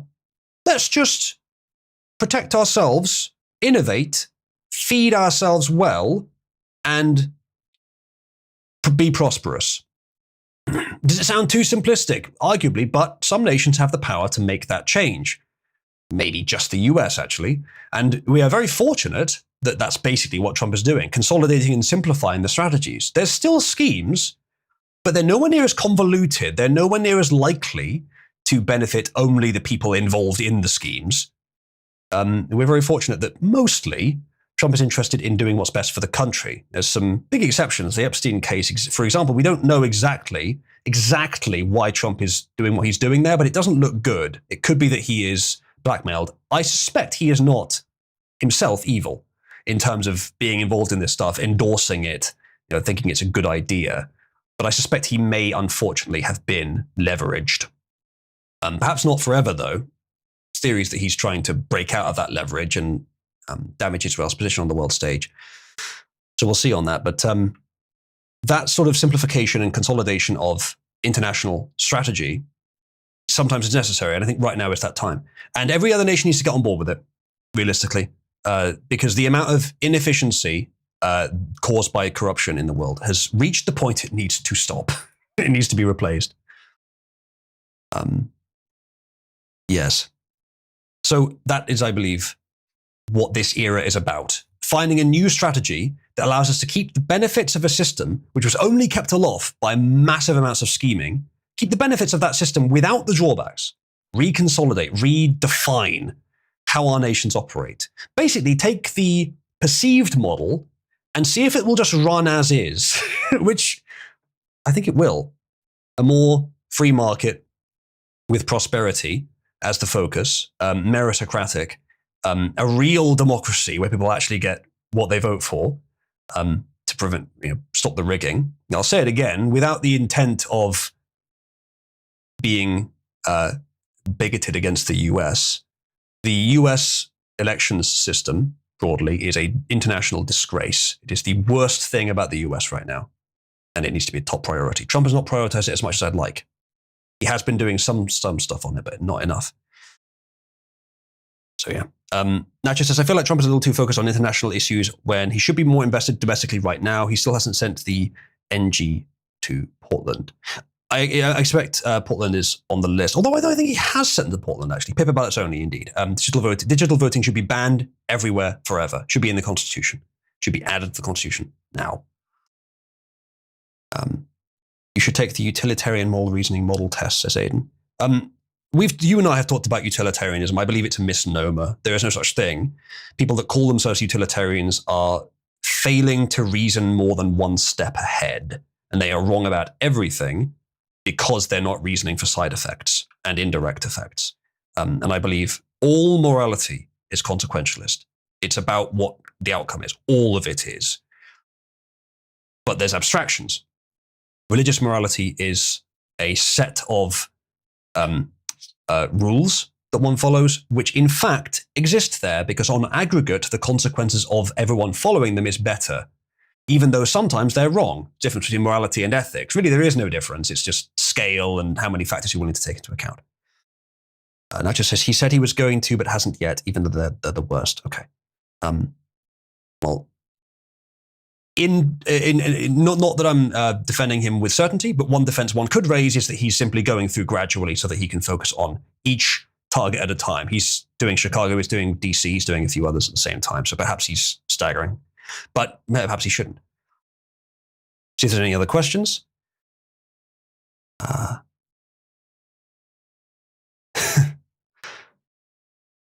There's probably an anime about this, maybe. For your crimes, you have been demoted to Meghan. the worst punishment we can bestow on any member of the royal family. Indeed. Well, you know what Americans can have, Harry?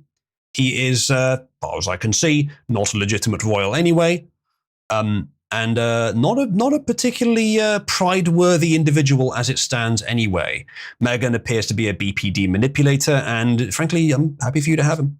Much like Canada was quite happy for Justin Bieber to go on US tours, because then at least he's not in Canada anymore.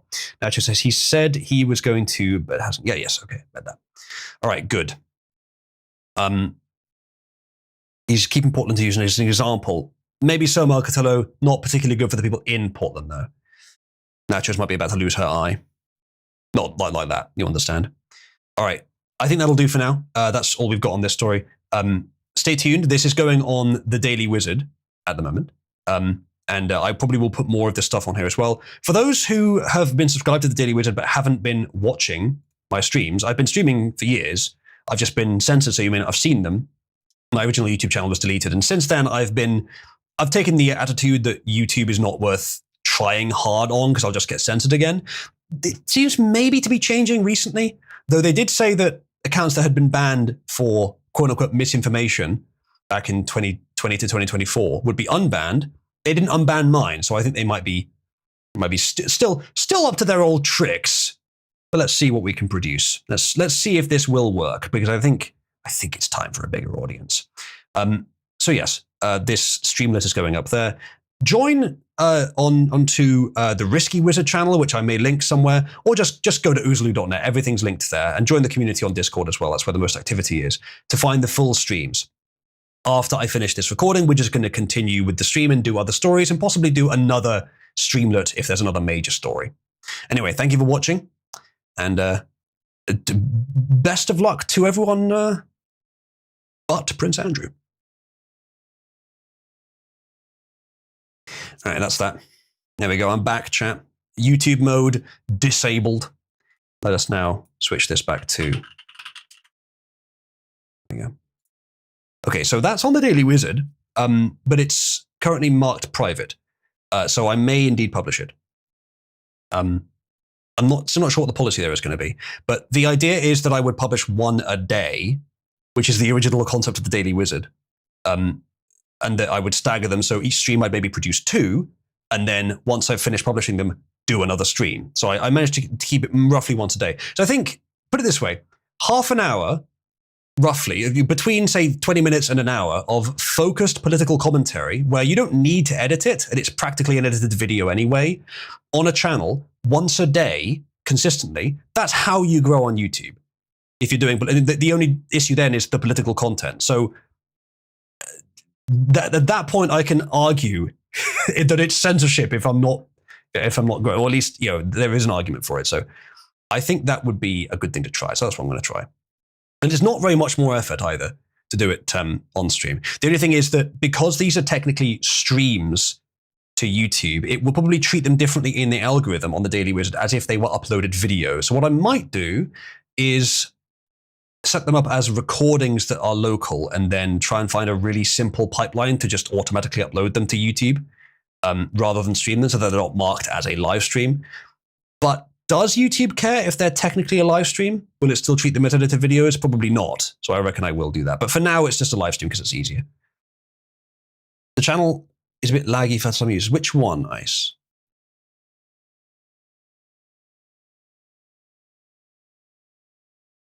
Why is it still running? Hold on, let's have a look. Yeah, no, the stream is still running. It's just on the Daily Wizard. One new person subscribed to the Daily Wizard because I mentioned it. Okay, so let's have a little look, see if that has shown up there. Live. Yeah. So that's from today, 31 minutes long.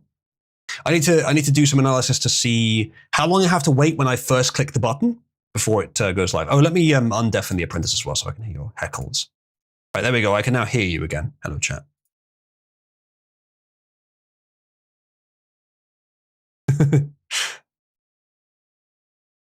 Thank you for the link and for your other messages. Really appreciated. Right, so chat, there's lots of other things that we can look at today, lots of other news stories. I probably will do another recording too. It seems to treat streams and edited videos fundamentally differently. Exactly. Because if you're streaming, it's likely that it's not of the same quality or sort of focus as an edited video. And hopefully you guys can agree that what I just did there, while it's not quite on the tier of an edited video, it's close enough that it's worth considering it that way. So I will have to have a button that starts a separate recording, because on OBS you can't really do multiple record. I mean, there are ways of doing it, so I'll use one of those. But built in, it's not that easy. So I'll have that, and then I'll probably have it auto upload or something. I'll figure out some sort of workflow that gets it up to YouTube automatically. And then all I have to do is stream regularly enough that in every stream, however many of these recording sessions I do, that's how many days I don't then have to stream for. Something like that we can look into. And then scheduling the stream earlier is very good advice as well. Trying to start on time is more good advice. So let's at least give all this stuff a try and see what kind of success I can generate. Just a few important small changes. Right.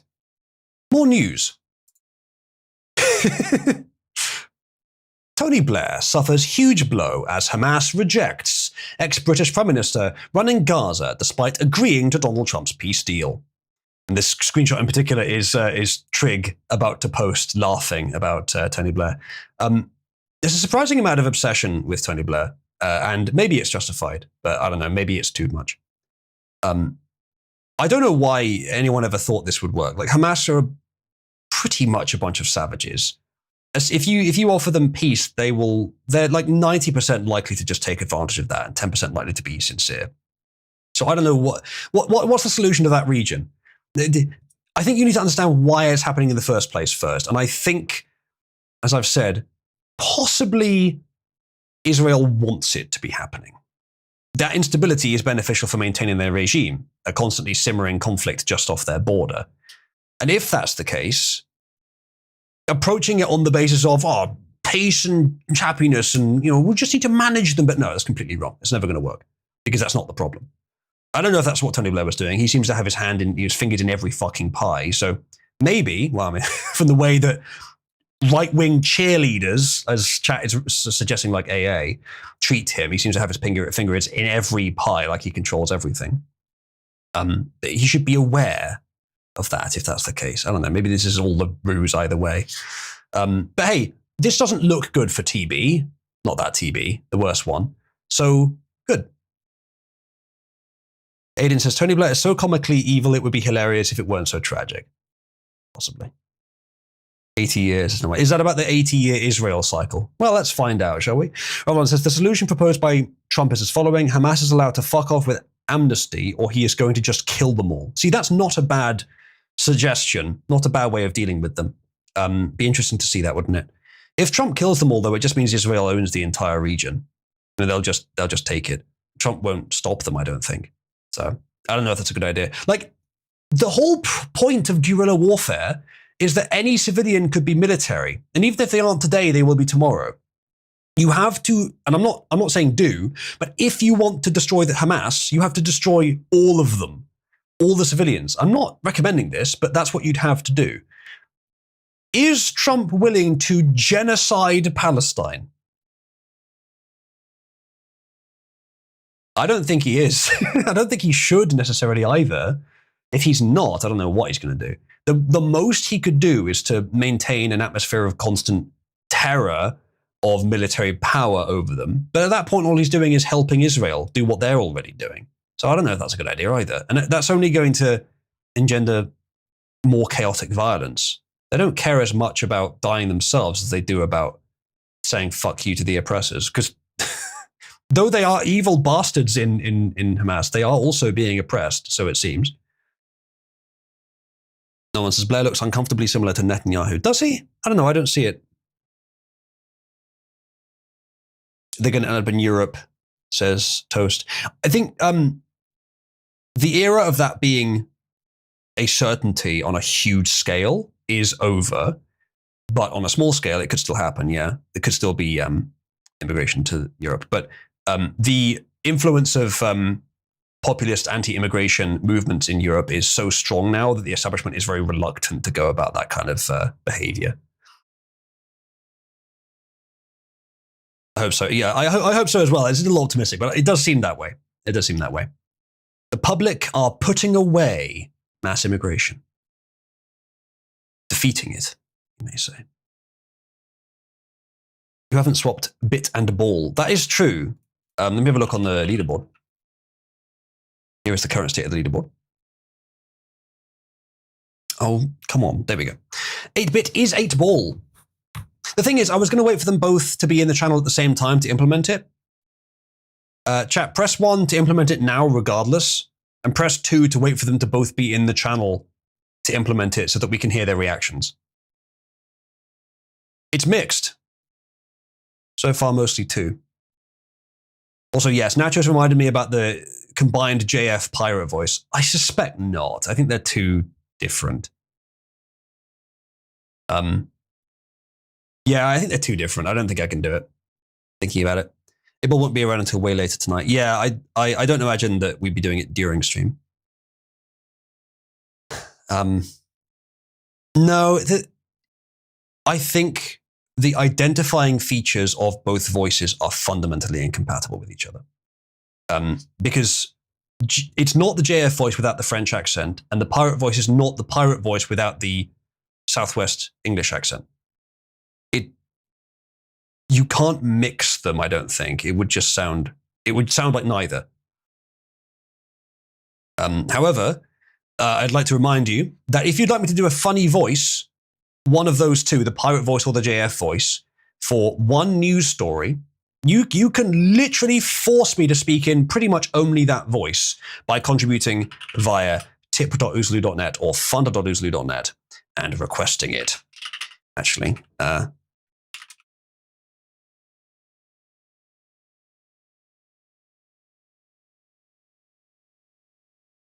let's see if Cabby obeys this. She may treat it as an order and disobey me.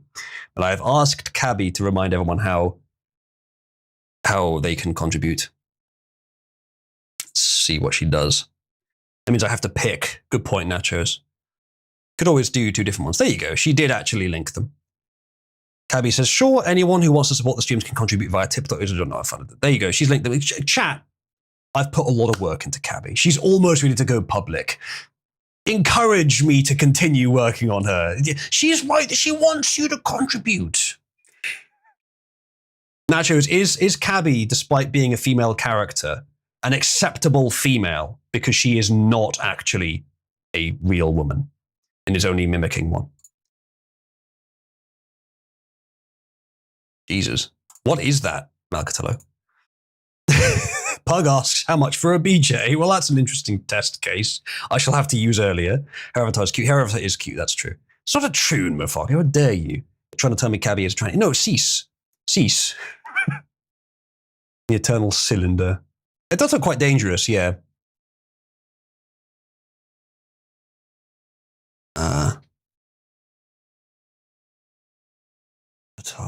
I don't know what that is. Busak. From XRA. Wouldn't be surprised. I've now been forced to watch some XRA. It's I'll tell you this, it's quality art. I don't mean the visuals, I mean overall. Like, it's well made in terms of the passion that's gone into it. But it is the most insane thing I think I've ever watched. I give it credit. But holy shit. I think you got to be in the right kind of mood, and as soon as you are in that mood, it's going to just blow your fucking logic straight out for like a couple of hours. It is genuinely quite impressive, but don't think I'm going to watch it again. I don't know, maybe. Ghost says, if we donate to you, it encourages you to work on Cabby. What happens if we send you an invoice for payment instead? It encourages me to send back a signed photograph of my testicles. Some people would like that, of course. No, if you contribute and say work less on Cabby, there's a chance I'll honor that. Like, you can suggest things. You are essentially patrons. You will have a mixed amount of influence. By mood, you mean weed, says Aiden. I have no interest in weed. Because I've tried it once and it wasn't for me. Is that easy to get your autograph? Says Ghost with a reaction of nuts. Nobody should subject themselves to XRA more than once.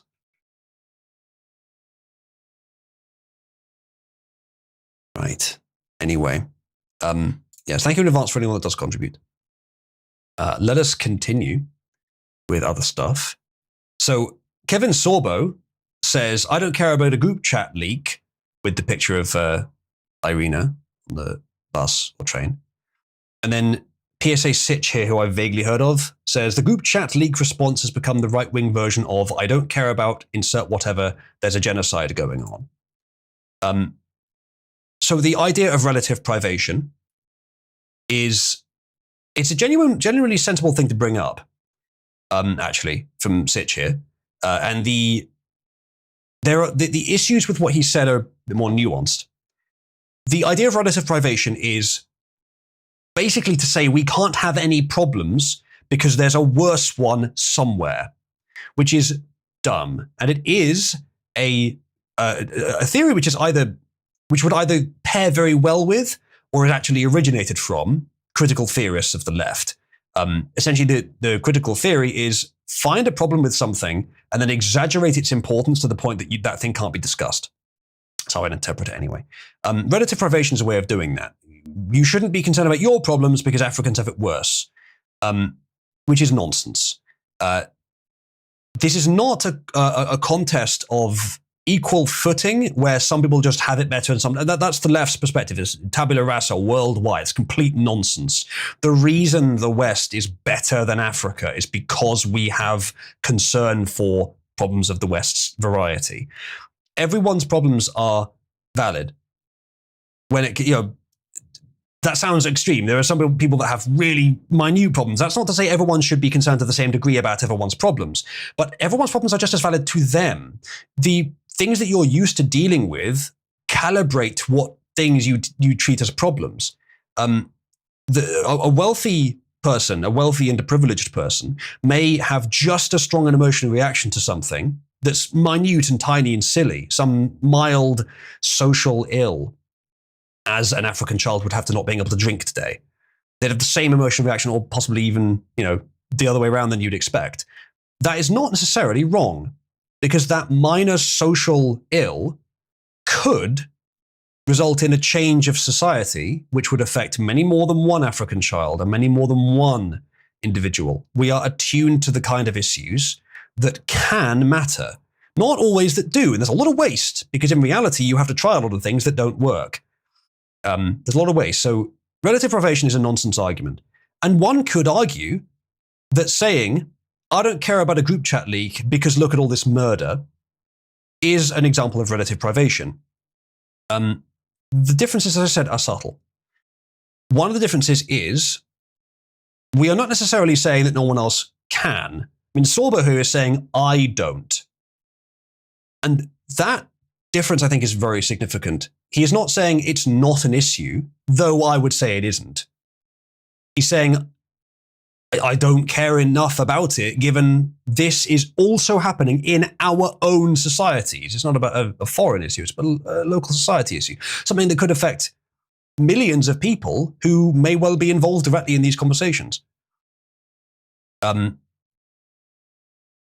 even then, the argument I've made is, and Sorbo I probably would agree with what I'm about to say. He's approaching it from a different direction as well. But the argument is, it is not even wrong what they did. I disagree with some of the perspectives, but I don't think they were being serious. And if they were, I don't care. It's not that major. They weren't actually going to do anything violent. And if they were, they should be arrested for it. Even if they were conspiring seriously to do something violent, if it was credible, they should be arrested for it. But they're not. That's why it went to the press and not the police. And that's why Politico tried to get them fired deliberately, by their own admission, pointedly, contacting their employees, rather than contacting the police and saying, hey, we think people might be in danger of being gassed by the young Republicans in gas chambers. No, it's not credible. It was an act of fervor, of faith, a crusade. Sorry to use Christian language for it, but my point being it was for adherence that Politico did this, that this has been so publicized, group chats. It's not actually a problem. It doesn't actually hurt anyone. This is kind of why, if you're going to, people are evolutionarily used to having a collective ideology. If you're going to have one, it had better be one that has a proven track record of correlating with prosperous, successful societies. What the left has produced here in an attempt to replace religion is destructive. It was Maoist, and it's bad for them. It's much worse for us. So yes, that has to go, even if it means replacing it with an ideology I think is incorrect but useful, like Christianity. That's fine. That's way better than what the left is doing. So that is what Politico is doing. They're the priests of this new ideology, trying to enforce it. Many people say that the Spanish Inquisition was nowhere near as bad as is historically recorded. Well, socially speaking, what they're doing here is a pretty violent Inquisition. The press, that is. So Sitch here is not horribly wrong, but I think the subtle differences mean that he is, in fact, incorrect to compare these. People merely saying, I don't care about, insert whatever, there's a genocide going on. That's their business. Trying to frustrate as if that means we can't talk about any other issues, that would be more so critical theory, and that would be wrong. Sorbo isn't doing that. But even if he was, I believe he would probably also make the argument, it literally doesn't matter. It's not even a problem that they said these things. In fact, I personally would argue, it's good that they did. Offensive language right now is pushing back against censorship. Simply using it, just going on the internet and saying the N-word is a boon.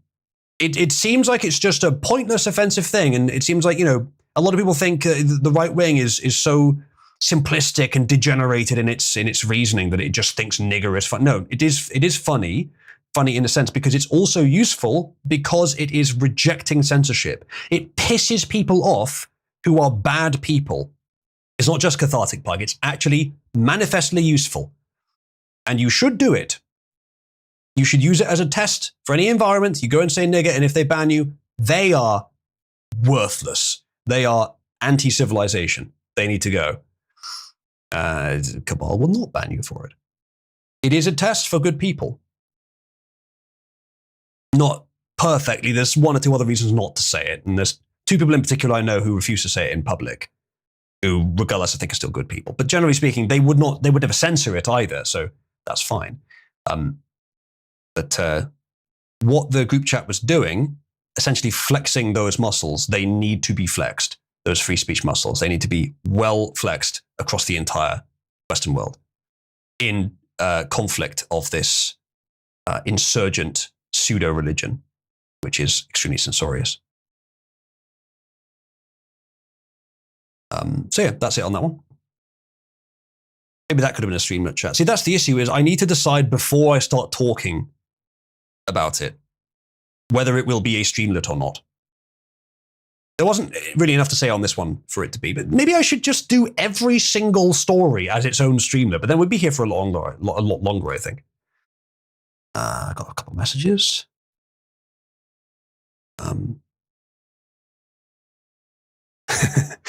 No worries. Let me have a little look at what you said. So Ravelon said, left is attacking the right based on perceived moral failing. That makes sense only if they have a higher moral ground. They cheered for political assassination. They have no moral ground at all. This is not, I don't care, look at what else is happening over there. This is, your boos mean nothing. Okay, you may well interpret that from this. I'm going merely by what's written here. That sort of context as what they mean isn't strongly indicated, but that's certainly part of the debate, yes. That the left have proven themselves to be completely morally bankrupt on the concern of relative privation because they cheered for Charlie Kirk's death. Not all of them, but enough of them. There wasn't enough disagreement on that front among the left. Doug Smith says ripped to heckling. You should be able to heckle. Aiden, I doubt that there was none, but there was very little compared to what there should have been. I didn't mute the hecklers. No, what I did is I server deafened Apprentice so it couldn't hear them, but they've never been muted. Can someone heckle just to see if it works? Hello, heckler here. Testing. It works. Chat, press 1 to castigate Ghost. Aiden says, some people sure, but no masked announcement. I never saw any masked announcement, no. Ghost is the first to castigate himself. Well, there you go. It's a good sport anyway. Okay, so there's this. Fairly minor. I don't think we'll dwell on this too long, but Hexeth wore this tie. You may notice something about this tie. It has the colors of America, as J.D. Vance says. He was wearing the colors of America, right? Yeah, although they are also exactly the Russian flag in the exact right order. Now, am I saying Russia hoax? No, I'm saying that this might not have just been, yay, America, let's wear the colors of America.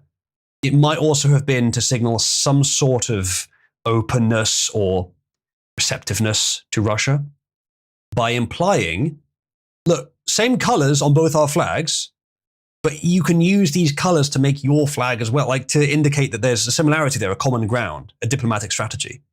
So J.D. Vance jumping in to defend him, saying there's nothing to that at all, it's just the colors of America.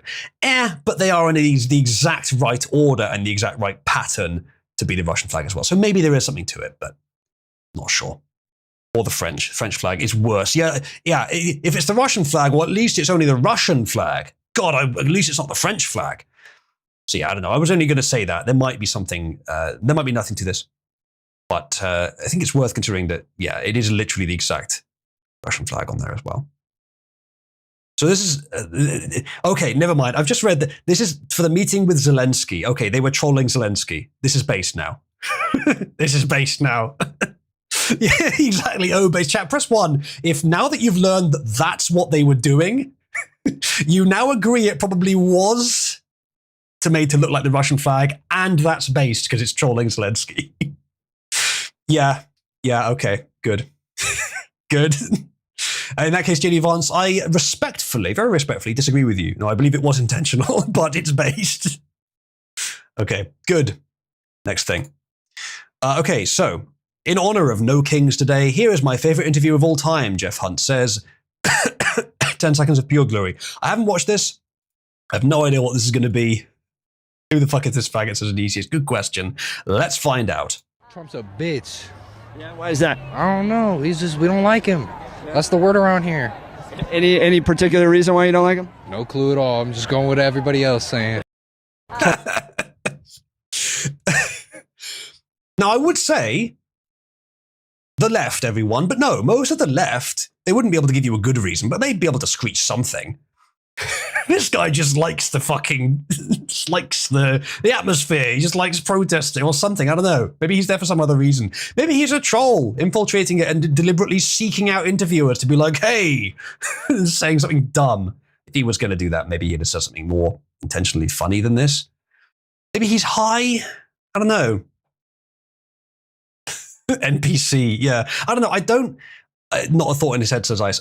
I slightly disagree with the angle that he's just an idiot. Because it's possible that he's just like passively leftist, doesn't look into any politics at all, and was just like, yeah, I'll go, that'll be a laugh. Then why volunteer to be interviewed? I don't know, there's issues there. I think if he was an actual true believer leftist, he'd be able to screech something. He'd say he was racist. That's all you need to say. He's racist. That's all you'd have to say for this interview. But he said, nope, no reason. Just what everyone here says. That sounds to me like he's a troll or he's not actually a leftist or something else. So as much as this might be a good opportunity to say, look at this retard, look at this NPC. No, that's not the read I get on this guy. Let's watch it again, though. He's a bitch. Yeah, why is that? I don't know. He's just, we don't like him. That's the word around here. Any particular reason why you don't like him? No clue at all. I'm just going with everybody else saying. Trump's. Also, yeah, as someone in chat was saying, like, I don't know, American accents, there's obviously some complication there, but is this a black accent or a southern accent? Because have they diverged over time? Because he sounds like a black guy talking here. I mean, he sounds like a wigger, a white guy doing a black accent. It's black, says him, yeah. So yeah, that's what it sounds like. He doesn't exactly, his physical build doesn't exactly instill the impression of a large amount of testosterone, does it? So, faggot wigger, as Mofaku says, yeah, that's plausible. Chewbonics. Typical normie behavior, especially for wiggers. I don't know. I disagree that it's just that he's too dumb to think of anything. Maybe. But either he's not a true believer, i.e. a troll or just a tourist, or he is a total moron. But I think the first one's more likely. He just cruising in WF Tower wigger faggot. Smoked enough weed to kill what few brain cells he ever had, maybe. Federal agents as Devuno. They're getting them young if that's the case. Grim Reaper in chat and YouTube says, an NPC would spew lines and mantras. He's just a normie. It could be he literally doesn't care. I think that's more likely, yeah. What does it say on his green wristband?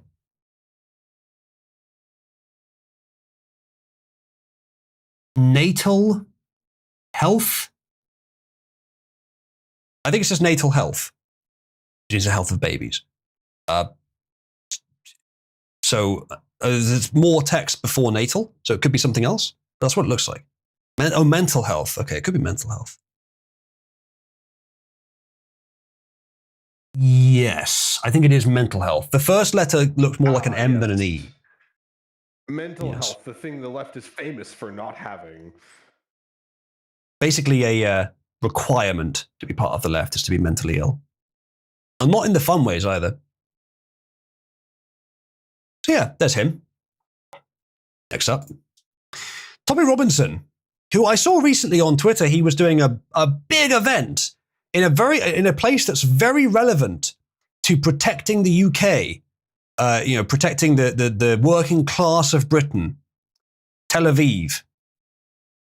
Yeah, so that's the issue with Tommy. Bit too much of the white and blue in his red, white, and blue.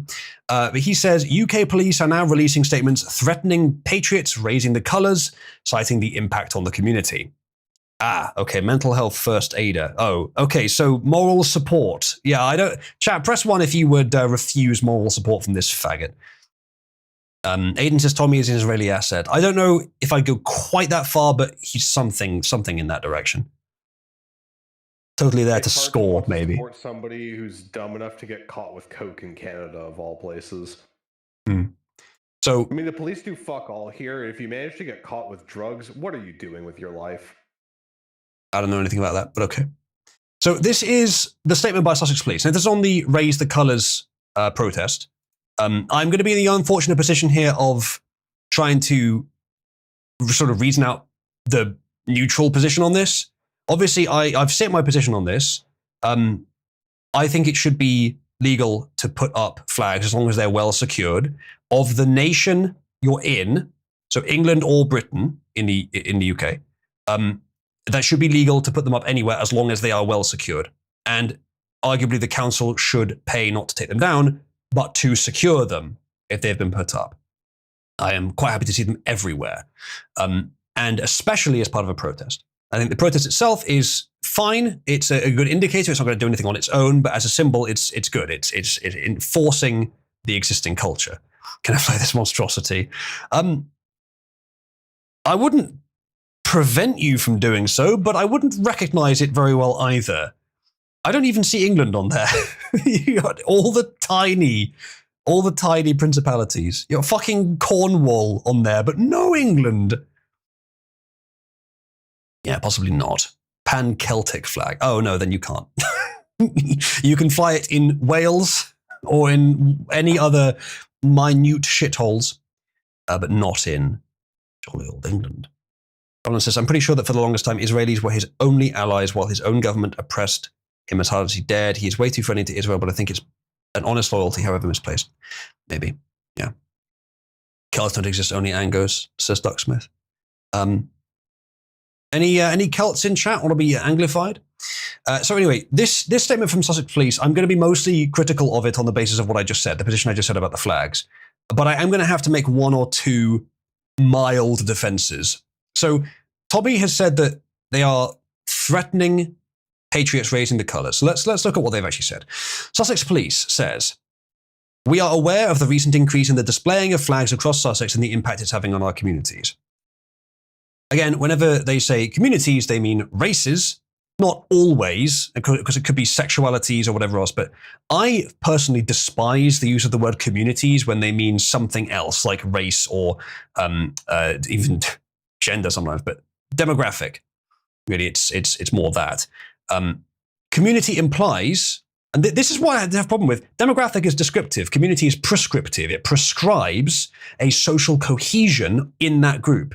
It defines collectivism as the norm. Don't do it. If you have the opportunity to refer to any demographic, say, the example of African American community, no, just say blacks in the US. Just keep it simple. Often the simplest answer is the best. Keep it simple, and don't use the word community when you mean demographic. Use community for communities, for voluntary associations of people on an individual basis, or at least on a small group basis. Don't use it for demographics, because that is playing right into the linguistic narrative hands of the modern radical left. It says, recognizing there are varied motivations for people's decision to display flags, we cannot ignore that their presence is creating different feelings amongst the public. Anyone in Britain who would have bad feelings about English or British flags going up shouldn't be in England or Britain at all. They say, we know from our ongoing community engagement, some people feel intimidated and targeted, not by the flag itself, but by the perceived motivation for its display. For these reasons, we would like to provide clarity on the police response so the public understands our position. So, if the public at large believe that a certain group of people are so un-British that they shouldn't be in the country, or that merely putting up the flag is in opposition to them, then there's a genuine question to be asked as to whether they should be in the country. That should at least be open to debate, and it is. The deportation debate is a big issue. Right now, the current government is not complying with what the people want. Sussex Police is merely continuing that policy. And the way they're doing it here, it could be worse. JQ says, where am I? I mean, in what country are we talking from? Interesting name. What do you mean in what country? This is the UK, as I've mentioned a few times. JQ, join the, I don't recognize you, join the Discord. We have a very active community here. There's many more people watching on Discord than on YouTube. Actually, is that true right now? It's about the same number, actually, watching on YouTube and Discord. So you have about 50 viewers. Well, it might not be the same people, but I don't know. Probably no bots, though. I mean, like, for example, Aiden's streams tend to get about 300 live viewers, but about 275 of them are bots. So her and I actually get the same number of human viewers. So there you go. I'm kidding. Or am I? So they go on. We know from our ongoing, read about the part already. For those reasons, we like to provide clarity on the police response so the public understand our position. They say attaching any item, be that a flag or other display, to a lamppost or other street furniture is an offence under the Highways Act. Now, I discussed before that the one justified reason to take these flags down is if they are attached in such a way that they could easily detach and end up spread across the windscreen of a car as it's trying to drive safely, causing a horrible accident. Now, as unlikely as that is, it's a matter of attrition. Eventually it could happen. And even if it doesn't obstruct them completely, it could still cause an accident. So you don't want that. But that seems like a relatively minor concern compared to the importance of the matters being protested about. And it's why I said that the council should, if anything, ensure that the flags are properly secured rather than take them down.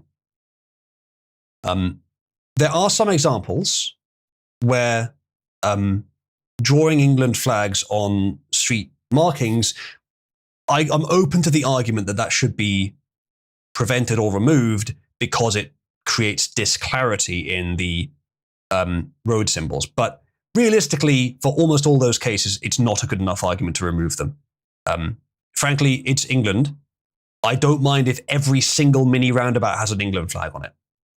If that's not clear enough for road users, well, it will be after they get used to it. Like, just gotta remember that on mini roundabouts, the red is not an indicator of any sort of traffic stuff. It's just a flag. That's fine. You could even do it so it doesn't go up right to the edges, so it looks more like a design or a pattern inside the roundabout rather than actual indicators of markings. Either way, you can make it work. And I think the arguments that these things should be removed for road signage reasons are very weak. They say Sussex Police will not remove flags from the highways as this is the responsibility of either the local authority or highways agency.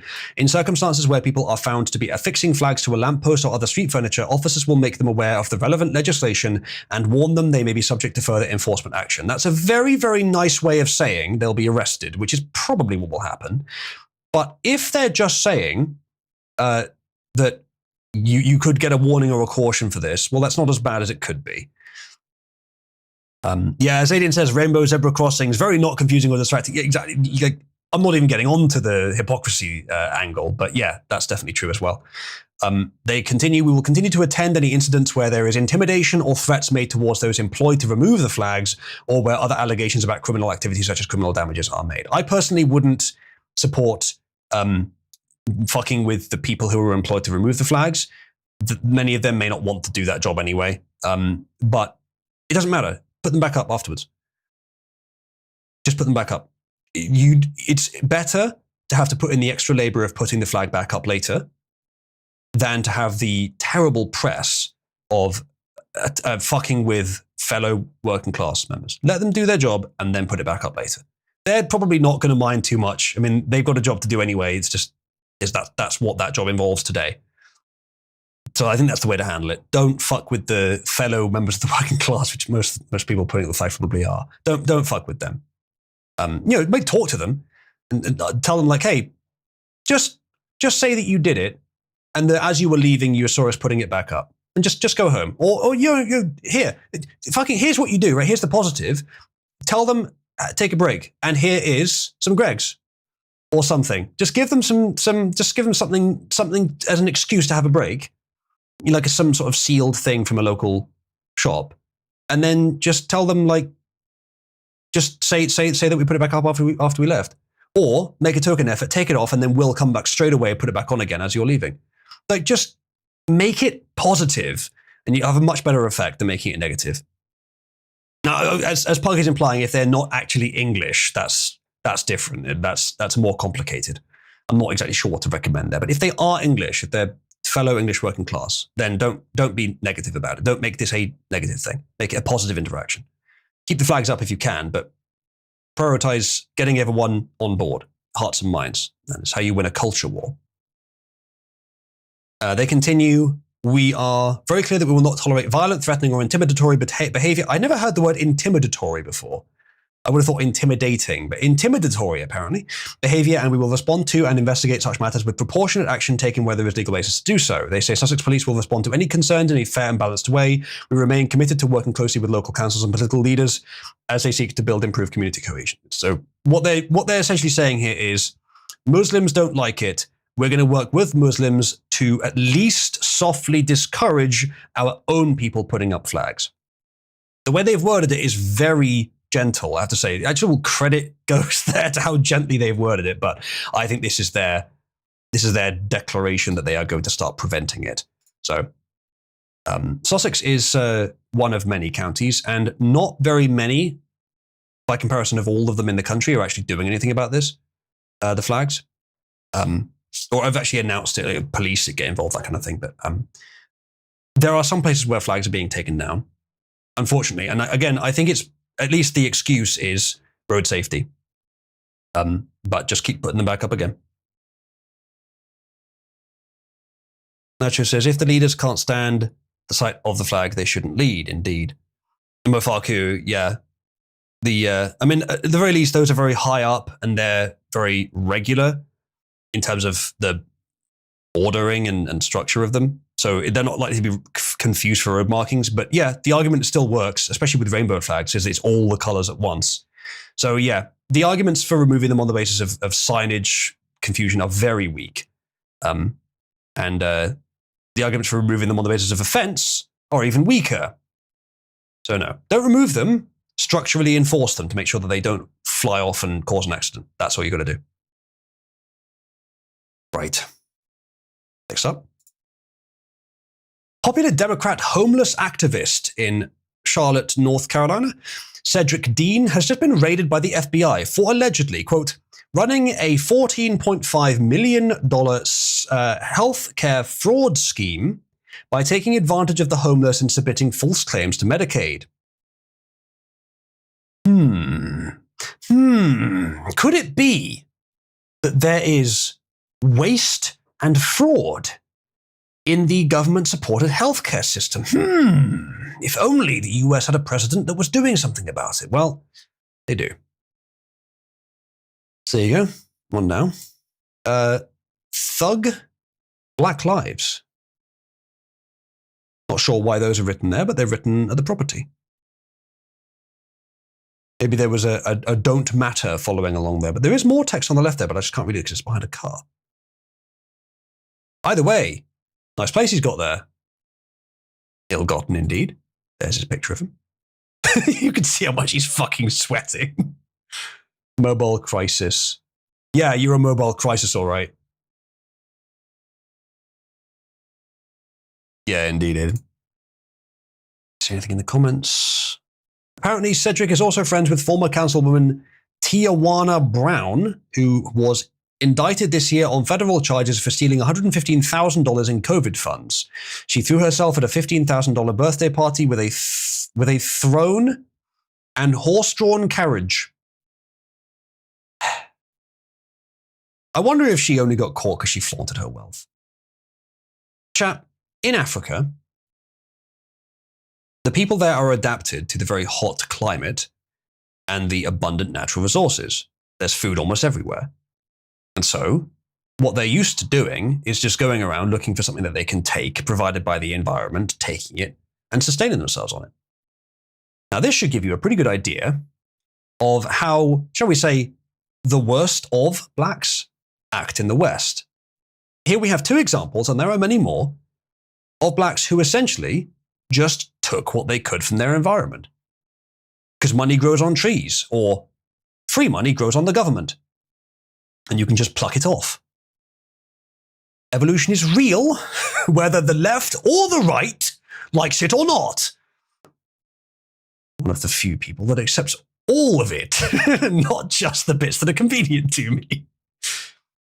So, yes, there are differences between the races, differences between different groups, according to how they developed, the environment they developed in.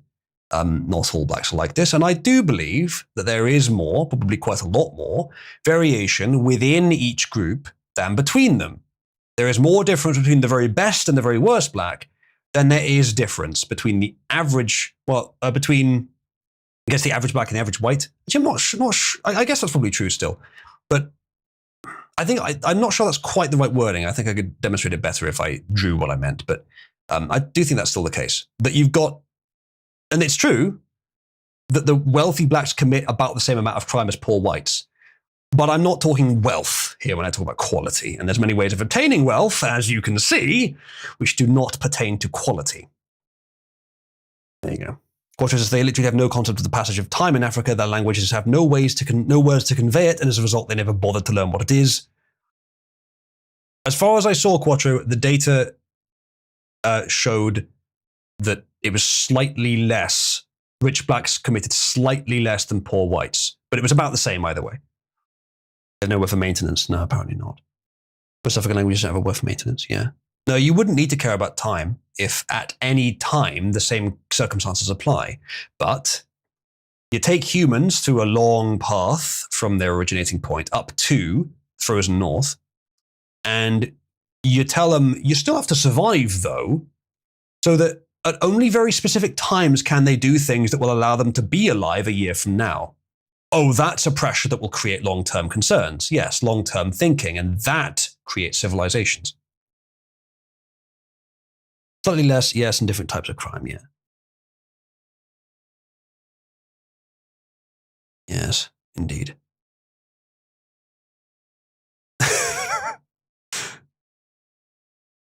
Where was that from, Mafaku? Turn your cocks back 1 hour tonight. Ah.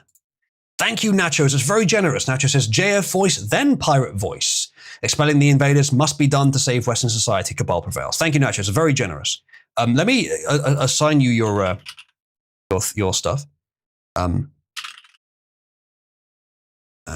Nachos, Lady Nachos is a free spirit, and I will assign to her 5,000 coins.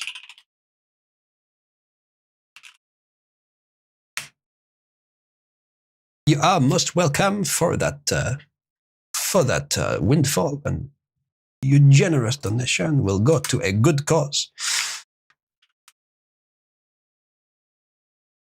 There we go. I have covered my ass when it comes to the JF voice. Any newcomers watching this stream, you will have no idea what I'm doing unless this is written here.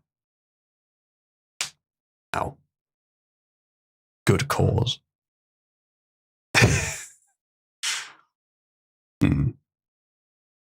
Anyway, speaking of the No Louise protests and how they are funded, here we have an answer. Soros Foundation helping fund anti-white Trump no kings protests nationwide. Senator Ted Cruz tells Fox News the protest is organized by Soros operatives and funded by Soros money. Mr. Cruz managing to occasionally do something right while he does not have his uvula pressed firmly against a highly circumcised Israeli cock.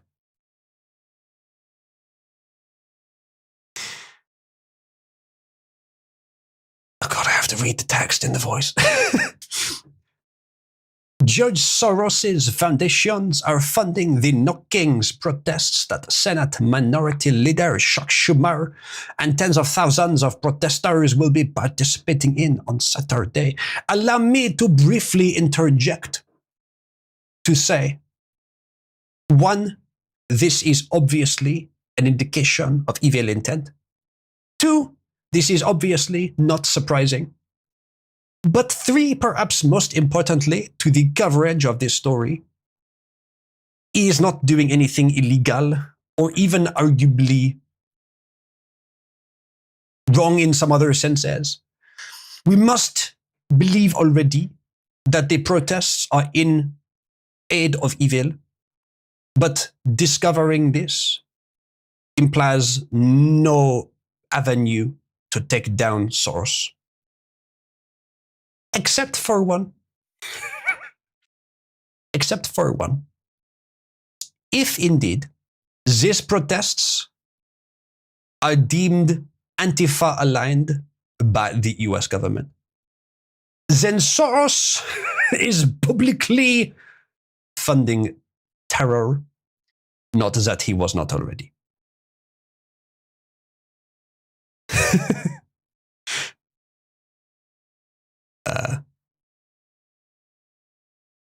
How dare you accuse me of failing to maintain the accent, the JF accent? Listen, my JF accent is a mix of two sources. First source is JF. Second source is the guy who played Rimmer in Blackadder, doing the French voice for one episode. Fantastic episode.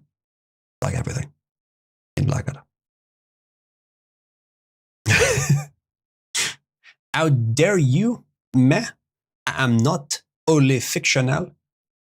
In fact, perhaps my chat could post a picture of my request, my offer, my generous offer to permit my 6 million points of IQ to enter via my French sperm into the body of any willing female. He put out an advertisement for his sperm.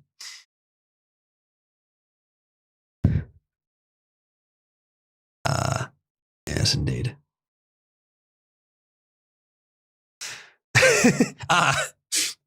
It appears Britwit has posted the words. They look familiar. I feel like that is the last place I saw Mama JF before I definitely did not murder her.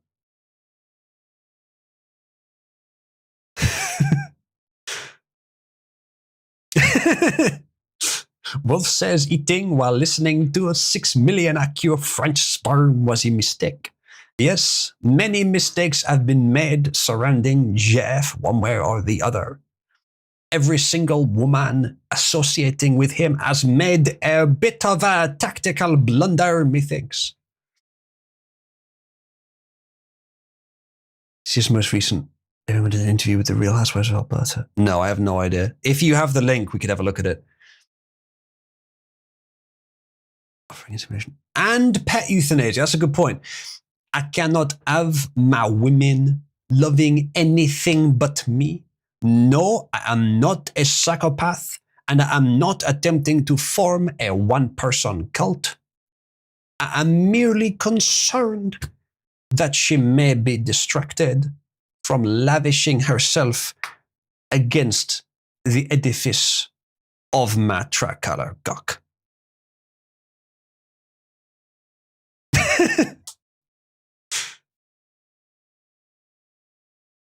Wolf, anyone who would leave my presence on the basis of my excellent JF impression, frankly, perhaps was not too serious in the first place.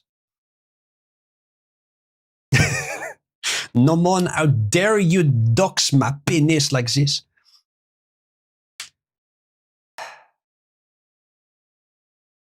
Nachos, are you up for the JF voice being used for taking a quick excerpt of that fucking stream? I fucking dread it. 2 hours, we're not watching the whole thing. We could have a look. Another fucking JF study session. All right, here we go. Stream is alleged. Everything is based on our opinions. Please do your own research. Terrible AI art.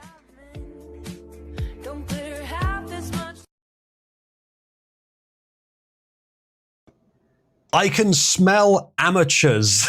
I can smell amateur streamers. I mean, the whiff of the amateur streamers permeates my nostrils, even while the stench of rotting baguettes emanates from every corner of my house beyond the view of the camera. What's up, Holly? Not much. How about you? How was your Thanksgiving? Ladies and gentlemen, I am not sure if I can do this. I'm not sure if I can listen to these awful-looking women make noises. Nachos, are you with me? Need to clip it, to be honest. 100%. Edin, provide for me a fucking timestamp, please. I am not watching this from start to finish. Use Lou torture stream. You don't have to pay me a lot more than that to make me watch this. We are 25 seconds in and I'm suffering. I refuse to go any further.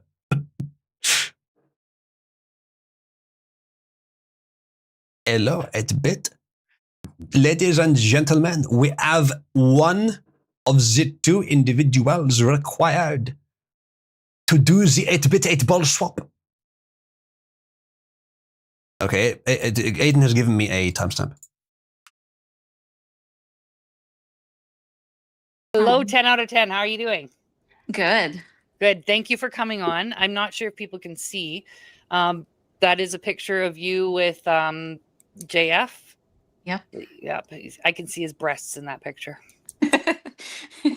If you got a screen that you can zoom in, you should have a little look. What? His breasts? Maybe? I don't think he's that fat, to be honest. I guess it's a bit. There's quite a few pictures we've got. Thank you so much for coming on. Mm-hmm. Oh, well, thank you for having me. I was an Alberta housewife. You were for a few months. Yeah.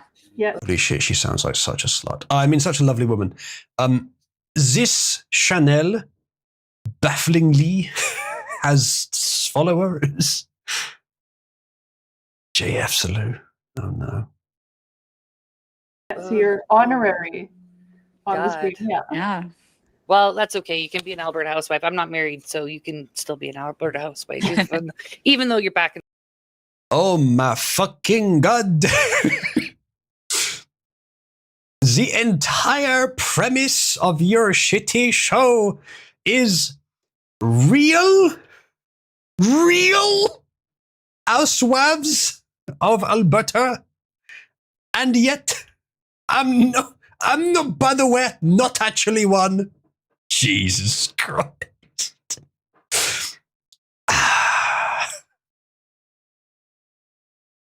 Whatever. It's like if I called the podcast Lotus Eaters and then never ate any flowers. Unbelievable. By the way, that's a terrible name anyway, but that's not news. Talking JF voice sometimes in prickles. Now, Jones, am I making it easier for you to do the JF voice every time I do it? In the States.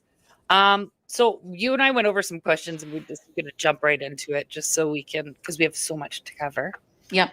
So You, my dear, if oriented properly, could cover a football stadium. I'm calling you fat. So you're the mystery woman that's been identified as the 10 out of 10. Yeah. How does it feel to have that title? Embarrassing. Is it? Is that why? Truly, I'm just curious. Is that So humble. So humble. But I notice perhaps a hint of envy from the fat and the old. Is that why you preferred not to show your face today? Well, yeah, because like he set me up. Like when you tell people, "Oh, my girlfriend's a 10 out of 10," if I go on there, they'll be like, Isn't that "Oh, no," sad? it. Yeah, like, people will because people are dicks, but it's okay. Yeah. Don't worry. I get criticized every fucking stream. There's usually somebody, and that's usually it's somebody that's usually, I assume that they're with JF talking about how fat I am. Chat, press 1 for me. If it does not require being a JF fan to call this fat. The beached whale is upset, says JF.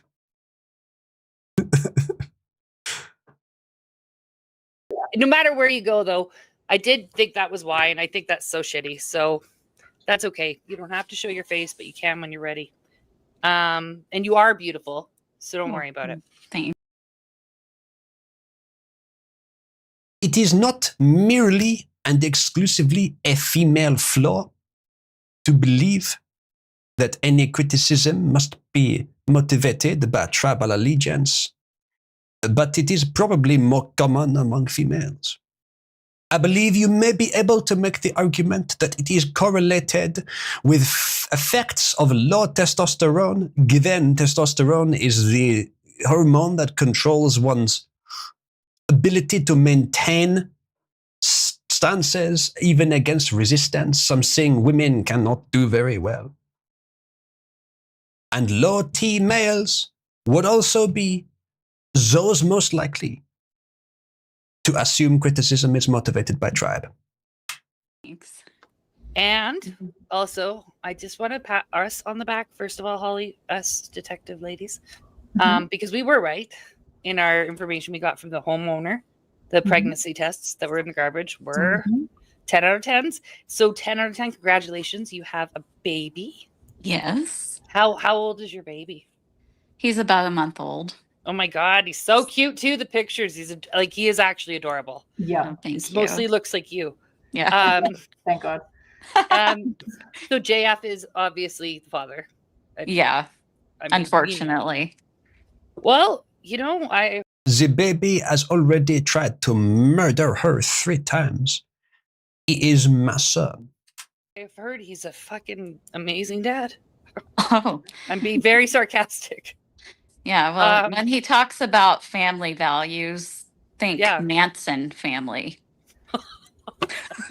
Yeah, I will. Strong start from Miss 10. I must say, my opinion of her has risen slightly. I believe you. Is this your only child that you have? The one? Yes. JF? Okay. So JF is the one who started this he publicized your breakup. He mentioned that you kidnapped the baby and all this stuff.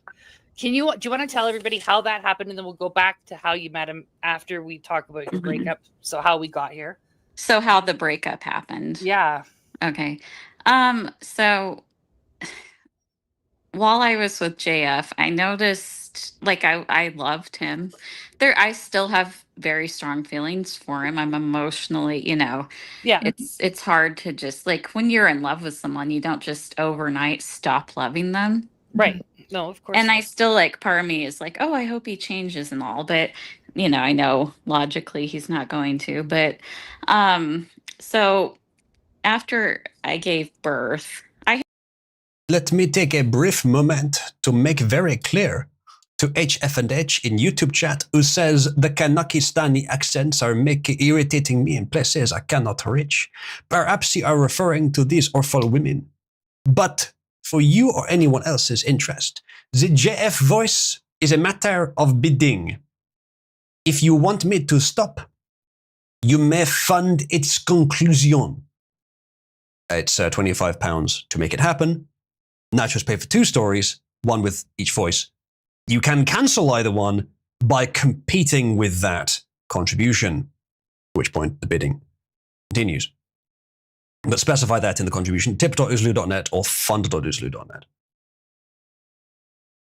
I had been holding a lot of things in while I was pregnant, because like when you're pregnant, you're not supposed to stress out and argue. And so just, you know, I put on a happy face and held a lot of stuff in. And after I was pregnant, you know, I didn't put his name on the birth certificate, and I didn't realize he would react like he did. But he went totally ballistic. And Was he there in the room with you or something? Oh no. I left Canada a week after I found out I was pregnant. Oh, okay. And Sorry. I've been Okay, I in just the wanted to US. make sure. I've been in the US for my entire pregnancy because I didn't want to have it in that environment. It was very stressful. Good job. Good for you for taking care of you first. Good for you. So you had the baby, you didn't put his name on, and he's texting you, I guess, while you're in the hospital? Well, it was after I got out of the hospital. I got home, and one night, I think in the middle of the night, he texted me and he was like, "Did you put my name on the birth certificate?" And I was like, "Well, no, you know," and I didn't want to, you know, that's when all hell broke loose. Right. How did he react? I'm sorry, but I think any man would react badly to that. Why did you not put it on there? Yeah, I'm sorry. I'm sorry. I'm doing this in a normal voice to make it clear I'm not joking. I'm sorry, but I have to side with JF on that specific thing. Like, I'm sure that you were having issues already with the relationship. Maybe there was a reason you did that. But yeah. He became very emotional and crying and stuff, and I felt bad. You know, I didn't want to. I don't know why I have never had this thought clearly before, but it has come to my attention, and perhaps you lads in chat would tell me what you think. That JF and Uez are of the same clade, highly vulnerable, psychopathic narcissists. Uez is not as bad as JF, actually. As far as I know, Uez hasn't killed anyone, but I don't know for sure. The same phenotype, as Eden says.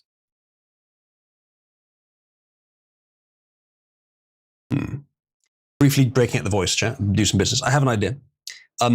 Assuming that Quattro and Aiden are both willing, shall we have a contest? Which guest you'd like to have on? So /support Aiden guest or /support Quattro guest, and we'll see which one gets the highest. You can also denounce whichever one you want. And we'll see which one's the highest in a few minutes, maybe after this story or at some point later anyway.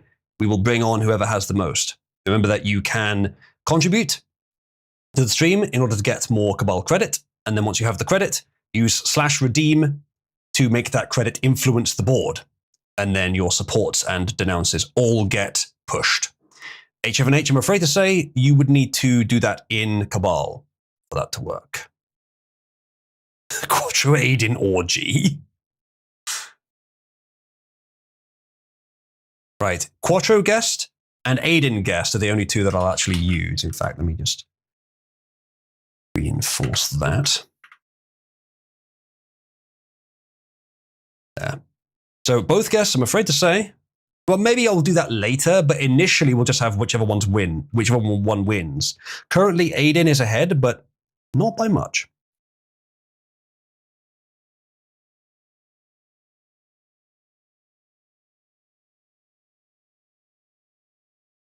Well, Wolf, you can take credit for it if you want to. You can state what you're doing. Does it do anything if it have any influence? Yes. There's a multiplier for the number of people supporting it. Ah, fair enough, Wolf. So yes, it does do something.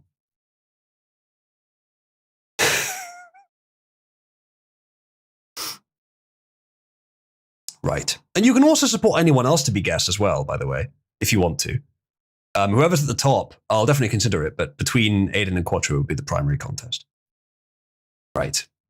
Let us resume with this awful stream.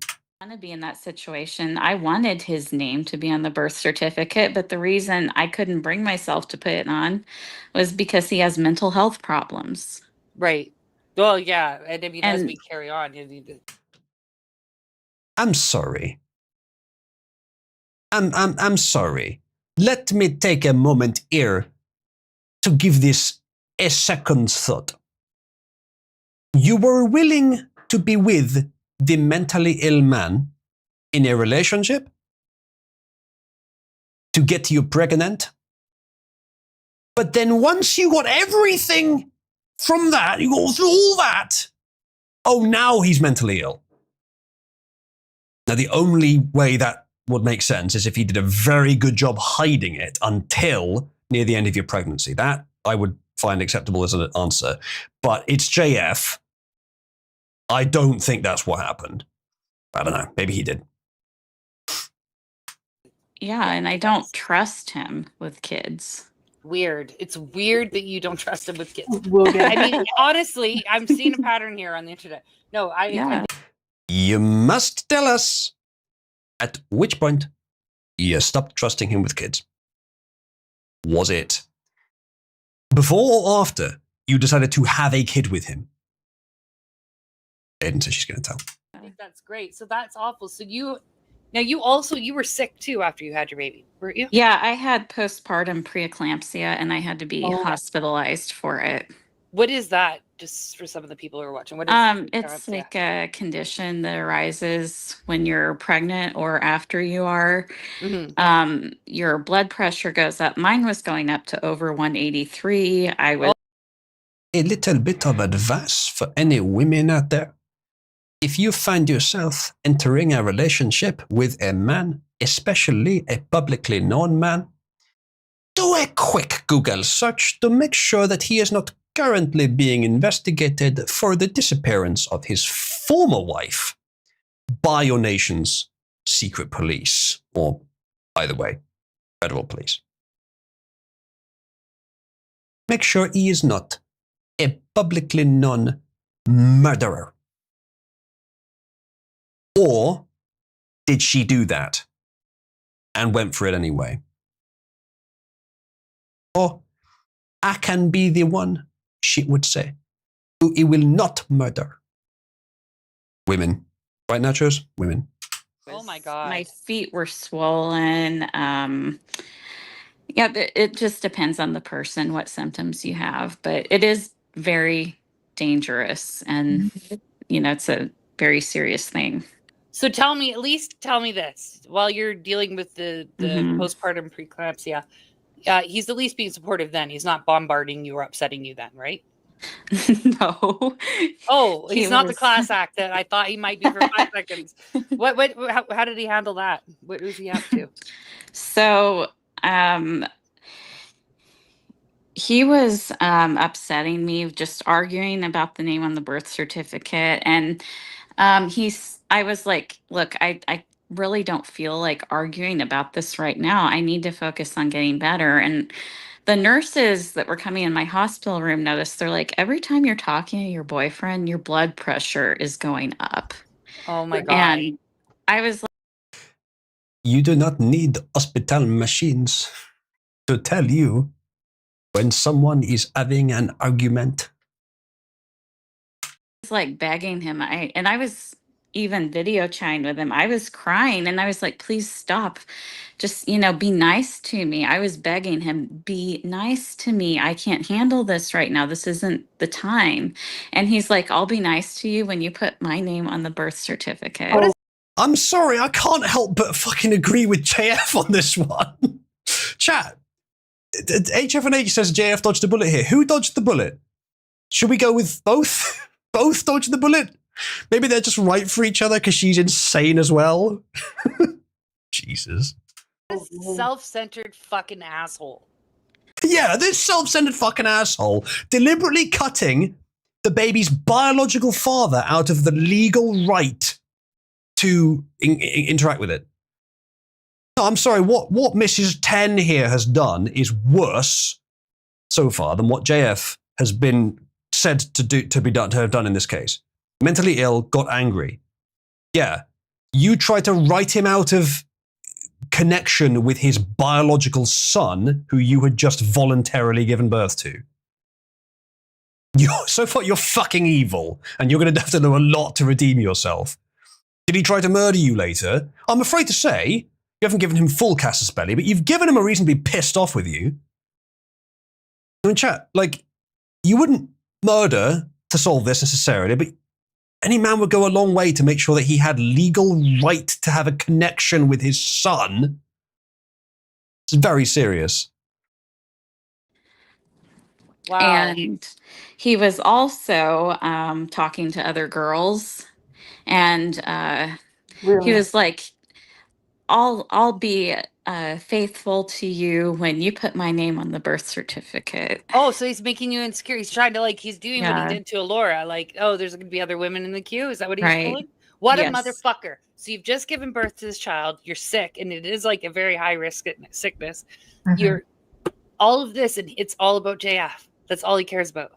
Yeah, and he admitted to me, he's like, one in particular, he's like, oh, I had to.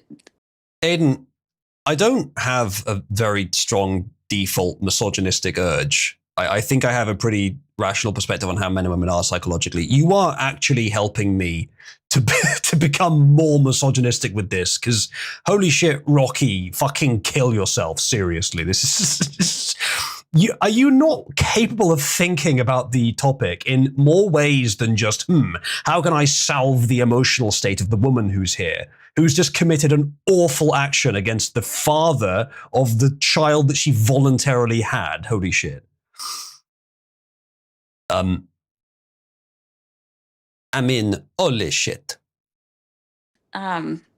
Confide in another woman, and Is that the it's your cringe fault. panda? Was Yeah. And he said But he the thing is, she's not even a woman, she's a child. No, I did check. I Yeah. did deep check. She's Uh-huh. 25. Oh, so really? She's technically not a child. She likes to She likes portray to herself, cosplay as a child. which is fucking weird. Uh-huh. That's fucking weird. But yeah, and it's also weird. It's weird that he would do that, and it's weird that he would send you those text messages. He's Right. cool. And he was like, oh, she was calling him professor, and she was like, I will say, if your woman does this to you, being unfaithful in retaliation is not disproportionate, but is also not wise. It is unlikely to work. It will just create more chaos. Unfortunately, there is no solution to this except being with someone you can trust. our babies would have my blue eyes.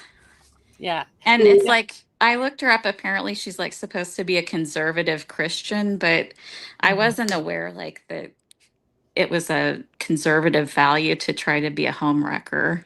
No. Well, it sounds like Nothing you've expressed in your story is anywhere near as bad as what you have openly admitted to doing yourself.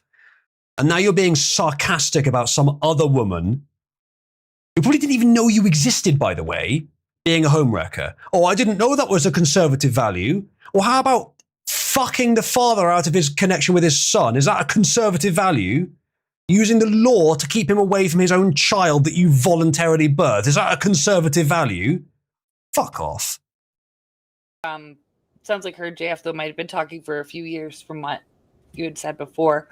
But that's just okay. So that's just a shitbag thing to do. Yeah. So I mean, good for you though for sticking it to him and saying no, fuck you, absolutely not. Because a lot of women in that moment, they would have felt insecure and they would have maybe crumbled, and they would have maybe just done what he wanted and whatever, gone against their own will. So that's impressive though that you got through it and you said fuck you, make me. Right, and it made me dig my heels even dig my heels in even more, because I was like, do you think that you're helping your cause any? Like, why would I put your name on the birth certificate when I know if I kick off that you're going to move in one of these crazy yeah. women and like they're going to have access to my child? Yeah, no. Fuck that. Nope. Well, I mean, as I'm glad it happened just because it means I really think it saved your ass a lot. Yeah. Besides that, I know that you have a very, very good relationship with your mom, who also lives with you in the States. Yeah. And I just want to say a shout out to your mom because she is so good. She is baby. Enough. Enough of this shit. Currently, Quattro is just slightly ahead. Aiden says she can give us the TLDR. Chat, if you want Aiden to be able to give us the TLDR, / support Aiden guest.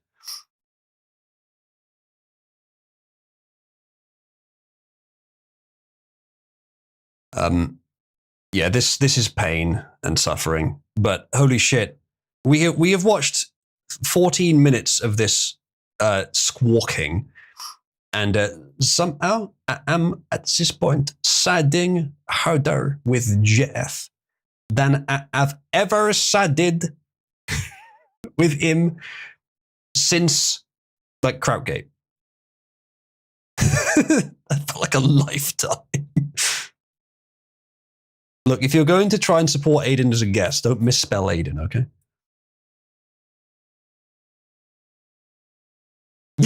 Yeah. Gotta wash the bleach out of my hair. So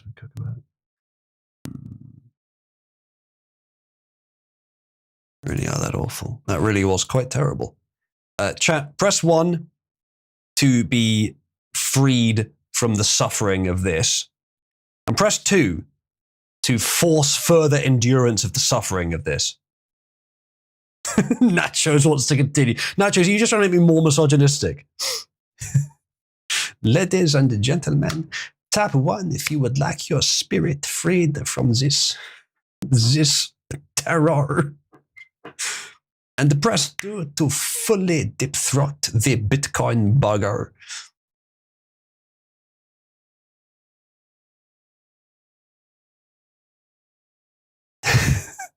HF&H says, you're done with this, wizard. I need some allergy meds now to cope with the Kanakistani accents. I like how that was the accent that was most bothersome, not this awful French one.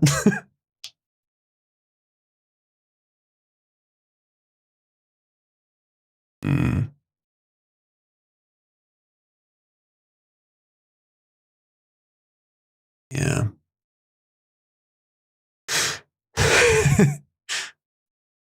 Wolf asks, what number do we use to ban nachos?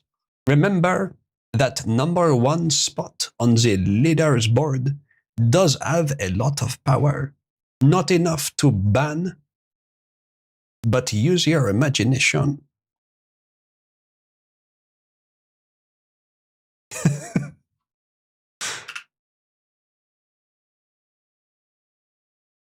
Oh, it appears Aiden Guest is now at the top of the board. Just a clown world. No, don't do that. That's evil.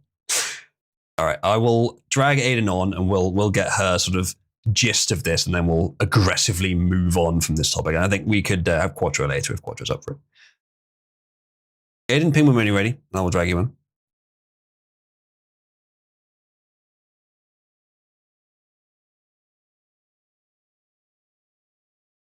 Welcome, Lady Aiden.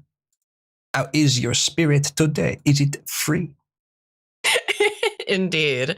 The thing is that I sent the video, but I was like, I knew it was very long, so I'll give you the TLDR of the things that were interesting in it. First of all, I wouldn't trust a single goddamn thing this woman says with a whole lot of veracity, because she's clearly insane too. She admits later that she has autism, obviously. JF No has a shit. type. JF is a Mhm. narcissist, and that's who narcissists Yeah. attract. But the interesting thing is that she didn't know about his YouTube channel or anything. She doesn't have any interest in like the dissident right, alt-right, whatever. She's not like Depression white, white nationalist. No, but JF gets into a lot of that kind of like Wignat stuff. I mean, not Wignat, but white nationalism crap. And she didn't know about any of that. Instead, it really appears that the way that she found out about JF was through sort of like the Real Housewives of Alberta network, the woman that she's there talking to, as in she knew about him because he was, in her mind, a murderer. So now I don't know for sure, but it really sounds like she's one of those women who has a thing for serial killers. You know what I mean? Do you think it is fair to say that the 10 out of 10, if accurate, may be offset by some other qualities of this woman? I don't know. I mean, again, Like allegedly he severe mental illness. Yeah, so I don't know, the 10 out of 10 thing, that may be true that because he did call her that publicly, 10 out of 10, which is kind of setting her up for failure, you know, because if that probably is true, because then as soon as she shows her face, everyone's gonna call her a fugly bitch, because, you know, that's just inherent. However, the things that were interesting that she revealed, of which I can recall off the top of my head in this, and there is video she has too of JF's house that's shown in that, which is where it gets actually really interesting. The house is in a really bad state of disarray. There's just like crap all over the place. JF apparently drinks a pallet of Diet Pepsi a week, is one thing that's interesting. JF would get angry at, he talked about this before, how he would get angry at Mama JF for having stupid things like vegetables in the fridge. And the only things that he lives on are ketchup, mustard, and relish. These are the essentials, according to JF. I would never have a tendency of drinking but one thing all the time. Yeah, I know. You wouldn't have any idea what that's like. I have three things Do you I drink a pallet? Do you drink a Not pallet of quite monsters? a pallet. No, that's a bit much. And the thing is, in that video, you can see it. There's literally stacks and stacks and stacks of like 24, 36, whatever packs of Pepsi just sitting in his house in the corner. I've noticed a correlation, but every time I start talking, I can interrupt you easily because it makes you laugh. A slight correlation between mentally ill duck triad males and utter chaotic lack of organization, messiness, grime, this kind of thing. The other thing that's particularly disturbing is that apparently the one child, he has no idea what to do with the kids, and he has custody of them, by the way. And apparently the one child, he only feeds Haribo gummies. That's the only thing the one child eats because they're picky, and he says it's okay because it has protein in it. I'm an expert eugenicist. You see, it works like this. The Haribo gummy is sweet, and thus the child will grow up to be sweet. I'm an expert eugenicist. You may listen to my opinions on any matter. That is why I have combined my powerful 6 trillion IQ sperm with the 50 IQ potato women. I mean, that might also be a possibility that she just won't, because it sounds like he actually got pumped and dumped, very funnily enough. Like, the second she found out she was pregnant, she dipped, which is, yeah, this woman's crazy as fuck as well. Also, they moved around a whole bunch of times, and she is of the opinion, and so are the True Housewives of Alberta, apparently that was to evade the police or evade CPS, which may be the case. She also definitely thinks that JF killed his wife, but then like she said something about how like he drove her out to the area where it happened or something. Very weird, creepy shit. She's a JF lunatic, though, too. Must have known that she was into him for this reason. Like, yep, that's where I killed the last It one. seems like it. I mean, And she just starts seems fucking like it, right? leaking, and he takes her home. I guess someone will like that. I don't know. But I mean, I would imagine that just from the sounds of it, that's what's going on. She was into him because she thinks he's a murderer, and not without good reason. But yeah, those were the state of the house, which is an absolute shambles, is pretty fucking bad. Here's the other thing: the kids are almost entirely nonverbal. They don't know what a ball is. At least one of them, who she said was 3 or 4 years old, didn't know the word for ball, not in French nor in English, I don't think. And he only speaks English with them, despite his weird French separatist stuff. I am a master of eugenics and of child rearing and of supplying the white race with good stock. That is why I am raising exclusively maladjusted, retarded retards. I mean, I don't know. I feel it's crazy that he has custody over those children. After everything. They will never enter society. If they were to enter society, they would potentially find people that they like who are not me. And we can't have that. Right. Now, the Love Quest post that I showed you the other week, that was apparently in response to this woman leaving, I think, was because he lost this potato and she ran off with the kid. And I also agree that look, she's also very manipulative. I did mention in the chat, it reminded me of this one X-Files episode, Terms of Endearment, starring Bruce Campbell. What is this X-Files? Yeah, well, in this X-File, Bruce Campbell is a demon who is desperately trying to have like a normal human child and be a dad. And every time he tries to have a child with a woman, she gives birth to a demon, and then he kills them both. And so Mulder and Scully are investigating it. And the plot twist is that the current woman he's impregnated is also a demon and just used him and then runs off with the demon baby. That's the end of the episode. And it reads so much like this fucking scenario. It's the same shit, right?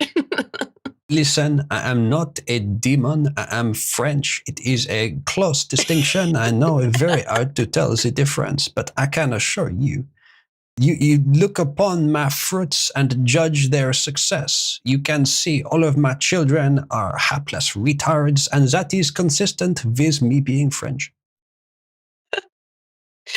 I don't know. Those are the big findings, though. The kids don't have... I mean, again, JF doesn't eat anything but condiments, according to himself. Doubt. You're eating something else, but I don't know what else he eats besides the condiments. The children, however, one of them, according to her, only eats Haribo gummies. Maybe he did. I mean, I think that was brought up as a potential question.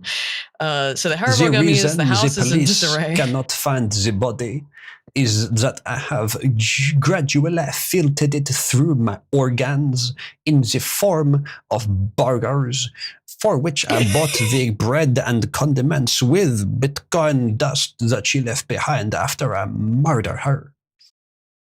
There are so many cans of Diet Pepsi in that house, bro. It is like every surface is full of unopened, to be fair, cans of Diet Pepsi. No, officer, I did not Pepsi where Mama JF went. No. It looks like he's moving around to try and escape from CPS or whatever the Canadian version of Child Protective Services is. RCMP will never catch me. But they're mounted. They've got horses. You think they'd be able to catch him? I am mounted on a new female retard every week. I mean, he's certainly trying. He put out, I wonder if he's got, I don't know if he's had any success or his new Love Quest. I've heard he has. That there's a new Moid in the picture. But yeah, I'm very worrisome for those kids. She, despite also, I think, being a psychotic BPD demon, did the right thing for herself and the child by immediately getting the fuck out of Dodge, probably. Although, I mean, she's a lunatic, so that kid's life's fucked anyway. Holy shit. The right thing from that point onward, perhaps. But it is not justified at all by our own past. She made the choice to get that far.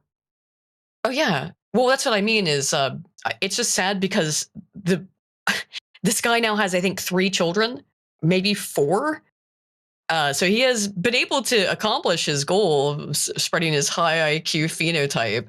But I don't think any of those kids are doing well or have very good odds, given his proclivity, his taste in women, this one included. But yeah, that's some of the worst parts of it. Kids don't eat anything but Haribo gummies.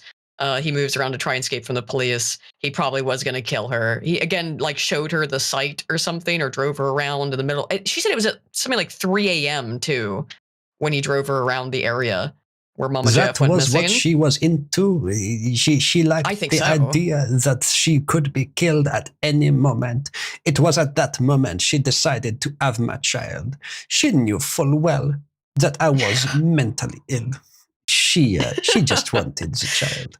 You see, when you've killed as many females as me, every other female wants to get a child and escape. Frankly, the main issue was the escape. It does seem so. These people are fucking awful across the board. I hope all of them have the failures they deserve in life, or whatever else. Fucking awful people. There's the TLDR on it. I gotta go wash the bleach out of my hair. Have fun. Be around. Cheers. Bye-bye. Thank you, Lady Aiden. Go ahead and be a free spirit. Yeah, will do. Cheers.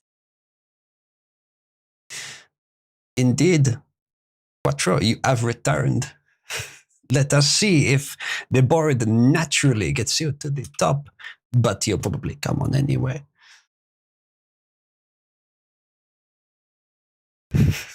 Nachos has said that she's releasing me from the JF voice. We're going to move on for this story anyway, since it's about the time I stop anyway. However, the next story will be in the pirate voice. We'll get to the next story in a moment. Oh, Aiden Guess is being denounced. Now it's dropped a long way down the board from that change. Okay, Quattro Guess is now at the top. Quattro, ping me when you want to come on. Quattro can do a pirate voice as well, so if you want to, Quattro, up to you, you could do one for the next story as well.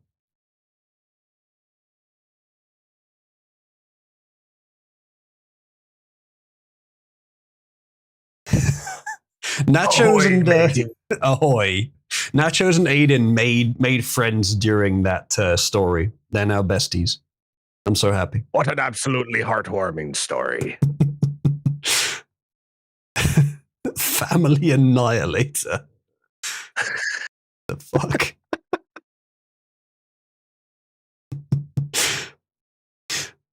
Or I wouldn't mind a woman like that in the long voyages at sea. What's she gonna do? She has no power aboard my vessel. You know, women aren't allowed aboard pirate ships after all. Aye, that be no woman, that be a demon. But a demon with the right hardware is what I say. A man's gotta do what a man's gotta do. And sometimes a man's gotta do a demon woman. Precisely. Those sirens will be so jealous. Right. Should we pick our story? Where were we? This is something we have. Not enough for a full pirate voice, but I don't know what the details. I was going to look at the details of this. Let's get to something else. Let's get to something major enough. Okay, that's not that interesting. All right, let's talk about people of dark persuasion, dark of mind, or off the port bow, niggers. Blessed these hoes on my dick cause I'm fly like a jet. They gon' be surprised when they see I made this beat, baby Chief and Kanye West.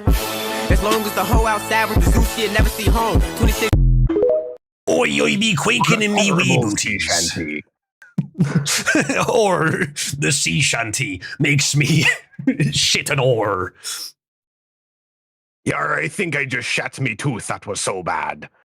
I'd rather eat weevil-filled biscuits for the rest of me life than enjoy another moment of that song. That shanty gave me scurvy. Oi, scurvy would nae be too bad compared to having to endure the presence of these things on me planet. Somali pirates versus traditional pirates. Or methinks these mateys may lose against a larger vessel. We must return to traditional piracy. Or methinks ice won't have much of a trouble with these lads. Homeland Security, these landlubbers say, fuck around and find out. If ye threaten or lay hands upon our law enforcement officers, we will hunt ye down to the ends of the 7 seas, and you will find out real quick, they say. They say we'll see ye quaky-booted cowards soon. Let's just, change this. There we go. Or does a Buddhist nation have homeland security, asks Norman. I don't know what a Buddhist is. so. Sounds like one of them foreigners.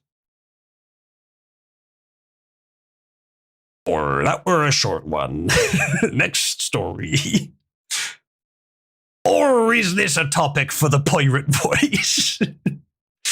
What is the pirate's opinion upon AI? How do we even analogize that? I don't think we can. Fuck DRM. Oh, of course. Pirate in that sense. I think we'll come back to this one. It's not that major anyway. Oh, our lads. Evil bastard landlubber off the port bow. Here he is. Ready? Bolton arriving at a United States District Court in Greenbelt, Maryland. He is expected to surrender after being indicted on 18 counts over the alleged mishandling of classified documents. Bolton faces 8 counts of transmission of national defense information and 10 counts of retention of national defense information. For his crimes, he will have to walk the plank. Or he shall hang for sure.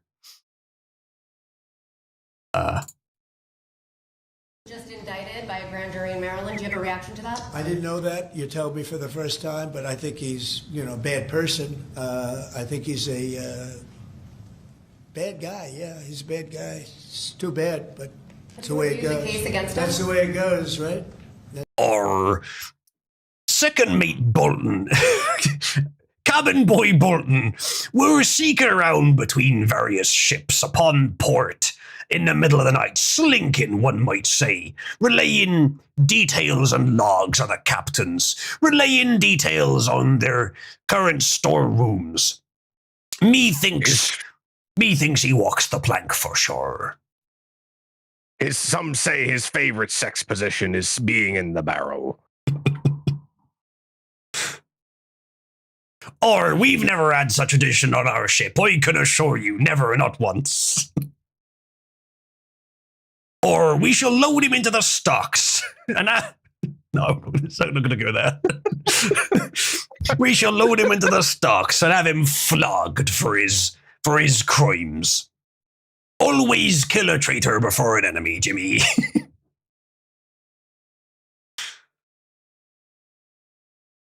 John Bolton indicted on 18 counts of mishandling classified paperwork. Actually, would they have said paperwork or documents? Papers, maybe. Doesn't matter. Is there actually anything to this? I don't know. Oh no. He says as following, for 4 decades I have devoted my life to America's foreign policy and national security. I would never compromise those goals, he says. I tried to do that during me tenure in the first Trump administration, but resigned when it became impossible to do so. Donald Trump's retribution against me began then, continued when he tried unsuccessfully to block the publication of my book, The Room Where It Happened, before the 2020 election, and became one of the rallying cries in his re-election campaign. No, nachos. Quattro and I have never spent long nights together in the dark of the rear of the ship. On those long voyages, it never happened. Don't believe the rumors. Nose in the front of the ship in full view. Or we be proud. It's good for the crew's morale.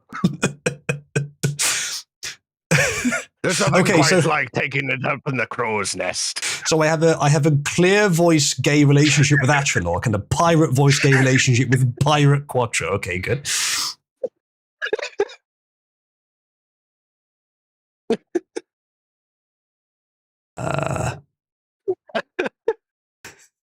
Or bolted indicted on mishandling of treasure maps. Thank you, Pug. Accurate. He goes on, for some reason, and says, now I have become the largest target in weaponizing the Justice Department to charge those he deems to be his enemies with charges that were declined before or distort the facts. My book was reviewed and approved by the appropriate experienced career clearance officials. When me email was hacked in 2021, the FBI was made fully aware. In 4 years of the prior, I don't care. I'm going to quickly read it myself and just see if there's anything worth reading out here. Ooh.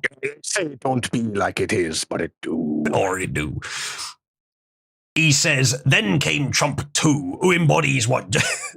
Trump 2, the sequel, who embodies what Joseph Stalin's at a secret police once said, quote, you show me the man, and I'll show you the crime. Given Mr. Bolton is willing to say this about Trump, but not willing to say it about his Democrat opponents, I believe I'm lacking any fucking sympathy for him at this point. Your Pug be doxing me in the chat. How dare ye? Our evil author can't handle the sea shanties with the lads. Chat, boo this man. Boo him at once.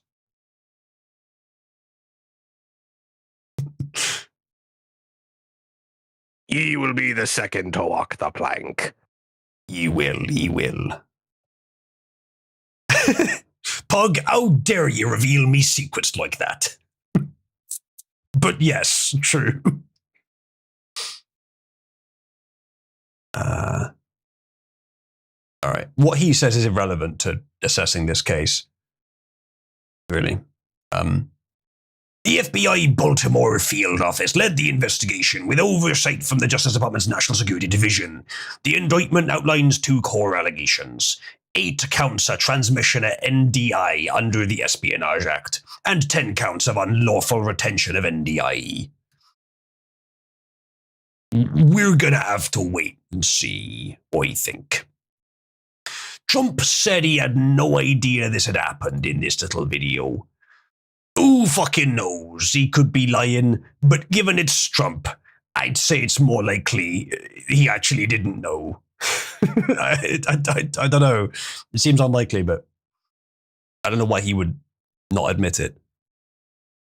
Or nachos, I'd rather continue with a voice for a bit longer than singing it.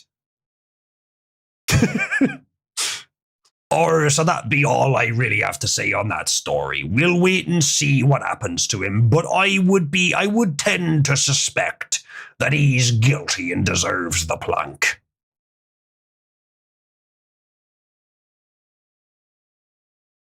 Right.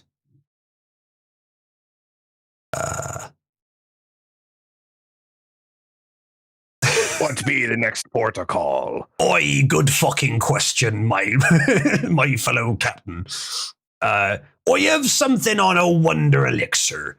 An elixir alleged to give you the benefits of being a pirate of the high seas every day, working yourself to the bone to keep your muscles up and your fat down. Keep your gut in check. And apparently, the Captain-in-Chief, Captain Trumpbeard, is about to cut the price. Yeah, you mentioned a $1,300 drug at the top of this. Were you referring to the weight loss drugs? Yeah, I was referring to Ozempic, or I was heard the fat loss drug. So those are going to be $150 out of pocket Yeah, for well, Americans. they'll be much lower. They'll be much lower. Yeah, go ahead, please. We have not negotiated those yet. We're going to be rolling these out over time. The GOP category of drugs, which includes Ozempic, have not been negotiated yet. What's the timeline for Yeah, Or some confusion within the administration there. So it seems, lad, so it seems.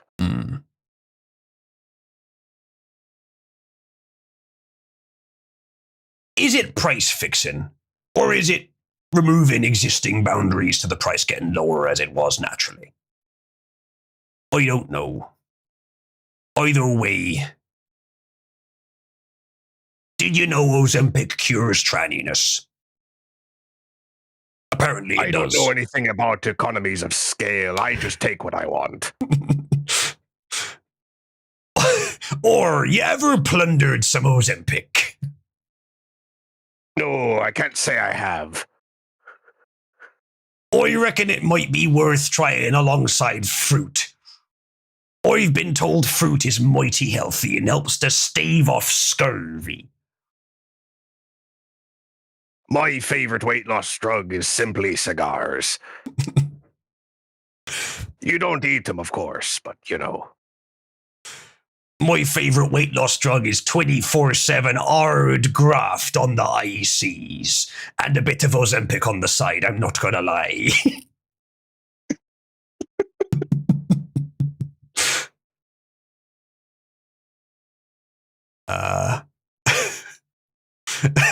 Or the Tuca makes a point. Thank you, lad. Best weight loss is starvation because the heart attack went moldy. Or on the long voyages, one has but two choices, weevils or starve. It's also a fantastic spice, they say. Though not very valuable for some reason. Can't seem to trade it for a whole lot. RB talking about weevils or Ozempic. Starvation.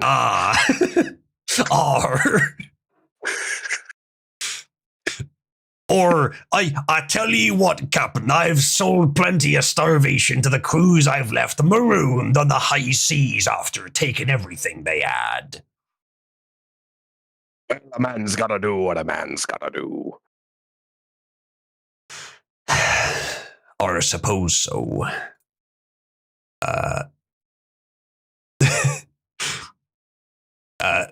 I can't make this piratey. Stock markets and pirates, I'm not sure how you can make them go together.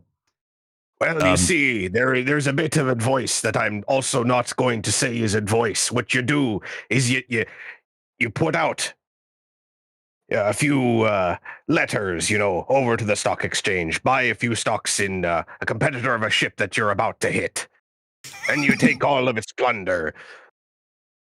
And then you get extra bonuses for doing so after the fact. But what if we could send letters? Don't do that. But what if we could send letters at the speed of light? We imagine the profits.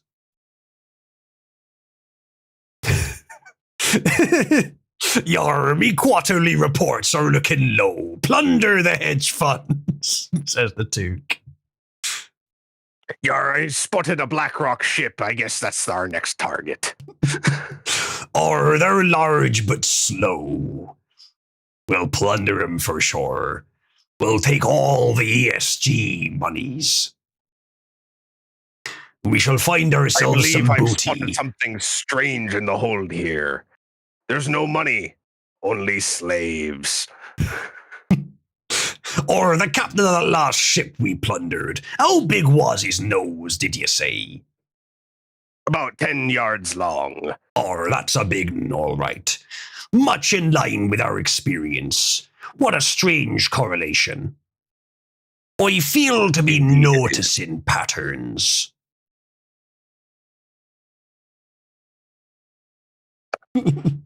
Or the Crimson Permanent Assurance, truly a noble vessel.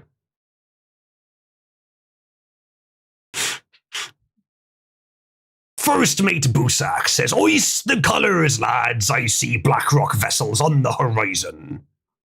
Are you getting your money's worth, Nachos?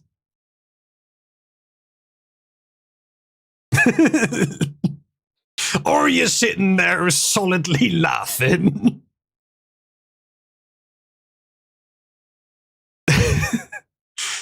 Or how do we make this story piratical? I don't have many stories left. Well, when over Captain Trump claimed he were gonna cut the price of Ozempic, the company currently selling it at its original OI price wasn't probably very happy about that. And now they've lost quite a lot of stock market value. So there you have It's it. time to put shorts out on them. That's definitely not financial advice. Or nay. Plunder advice, perhaps, but not financial advice. Me plunder advice be as following. Plunder. Nacho says you're good to stop. Have you gone off it, Nachos? No, we be keeping this up all night. Or you've made your bed now, Miss Nachos, and ye shall lie upon it. Full sail ahead. Batten down the hatches, lass. We're going all night. All like that. Or be correct. If ye wish us to cease our voyage, ye must contribute to the pirate fund. Or wolf be threatening to leave me crew. Ye be the coward among us. Ye be demonstrating yourself less worthy by a doing so. The pirate code states that there is no speak of mutiny happening aboard the ship. Or cast the mutineer asunder. Here be the links, ladies and gentlemen, for assisting with the pirate voyage.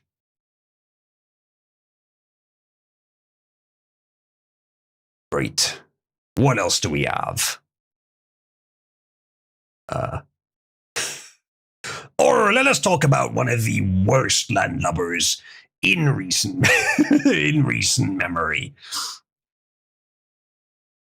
There is a certain code among we pirates, and one of the less well-known aspects is you don't treat your dog badly. They be your friends, they be a vital part of your crew.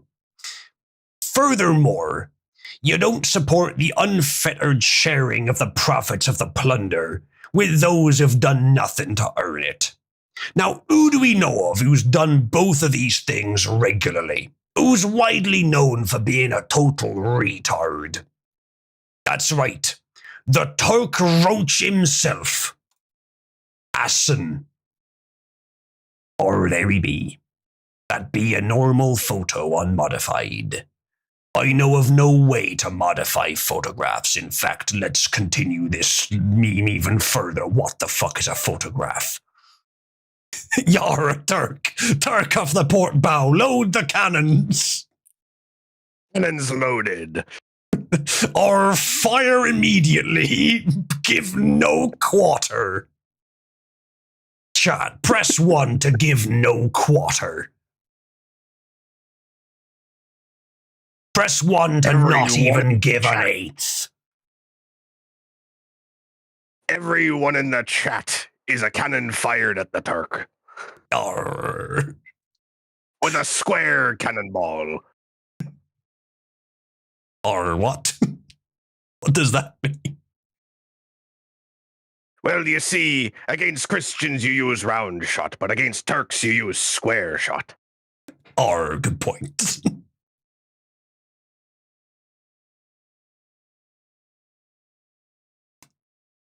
So, was developed simply to deal with them. Here be an account of what happened to cause this utter disgrace to be so furthermore utterly disgraced. Genocide.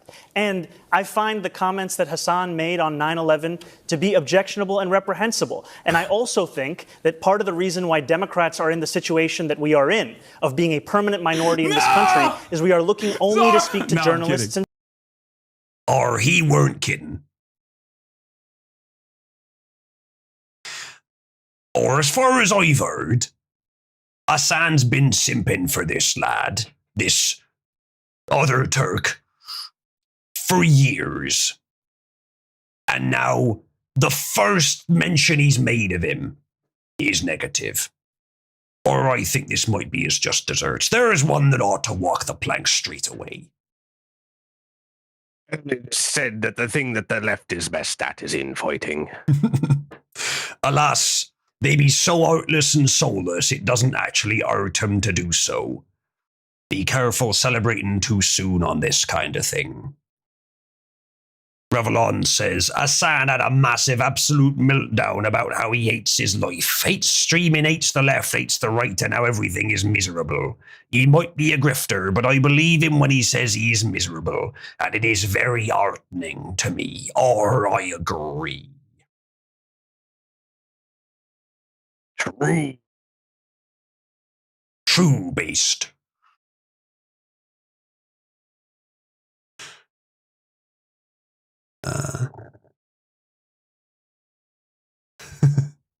Or indeed, Britwit. Or so that be that story. Best of luck to his hair to escape his head. Right. Or plunder. Weimar vibes as Aussies line up to buy physical gold. Or you mean to tell me that colony of criminals has become a real country? Well, it's about to unbecome one by the looks of it. So it seems. With precious metals making new record highs day after day, there are signs that demand is spreading much broader than simply central banks. The British Royal Mint is overwhelmed with demand for physical silver coins, and now there are seen sending Weimar vibes, though absent the wheelbarrows full of notes. Yet, down under. Return to reals. Or I'd still rather gold lines than bread lines, but still not good.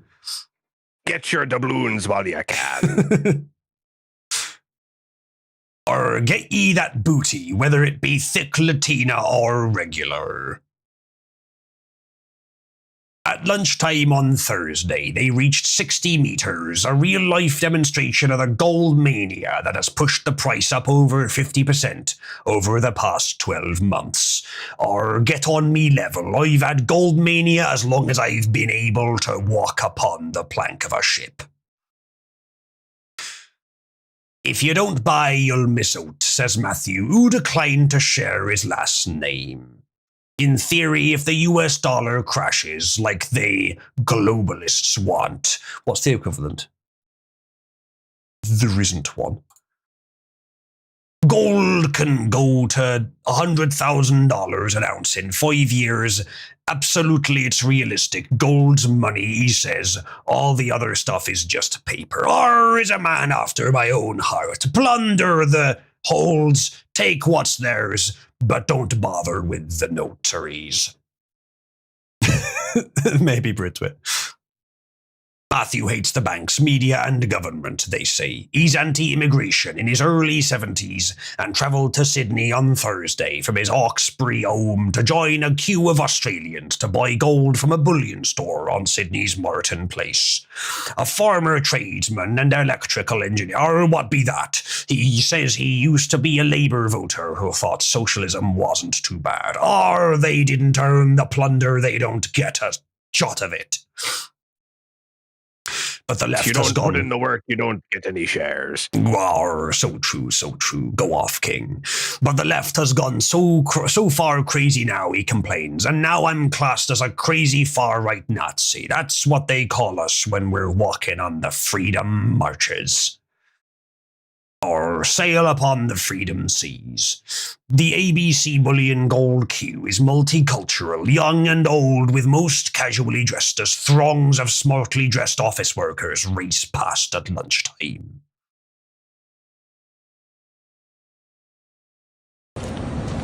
Or why be there Turks and Mohammedans in the land of Australia? I thought we got rid of them a long time ago. Or I wish we had. Or I see some nice shiny booty there. I see it as well. Or this A prime camera. sighting. This camera device operating man certainly has taste, and he knew what he was doing here.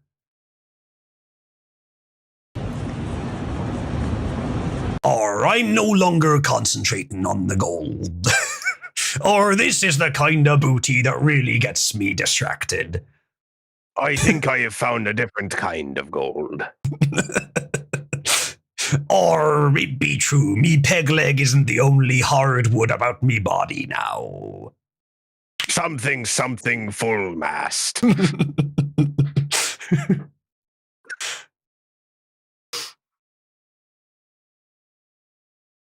Jesus, nice. That's unlucky. Arr! Cameraman, what are you doing? Get it back on the screen.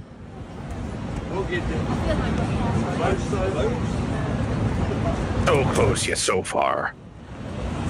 Or look at all these landlubbers. They could be on a ship plundering the high seas for their gold. They've yet to earn their sea legs. Nachos, do you know who that is in that picture? Or some of these lads don't look worthy of sea legs, though they don't look much worthy of gold either. They look like they come from the land of turds. And should return there forthwith. Damn right.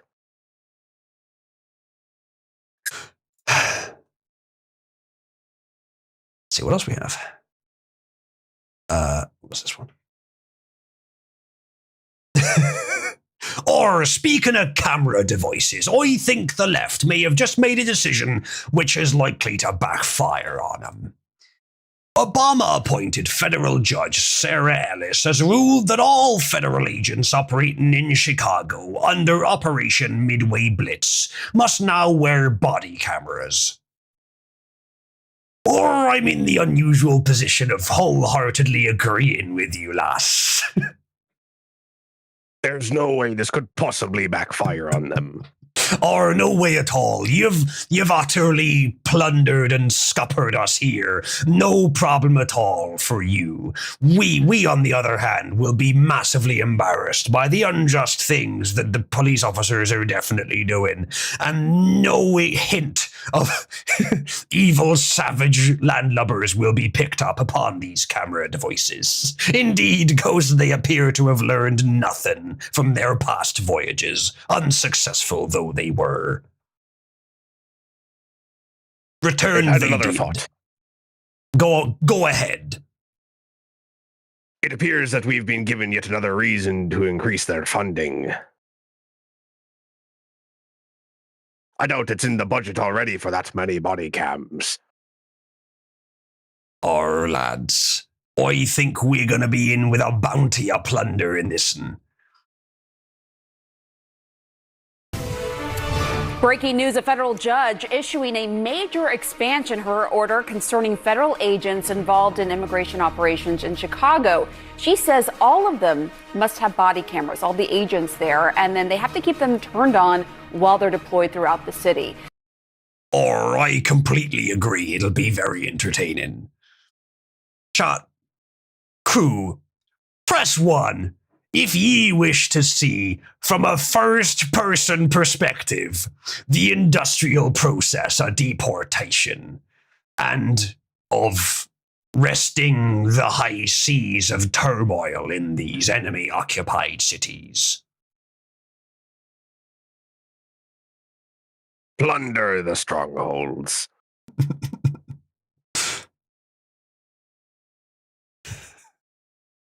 Or don't mention the French in me presence, the Took. He'll get me itching for a cannoning. Or let's have a look at something else. What be this? Or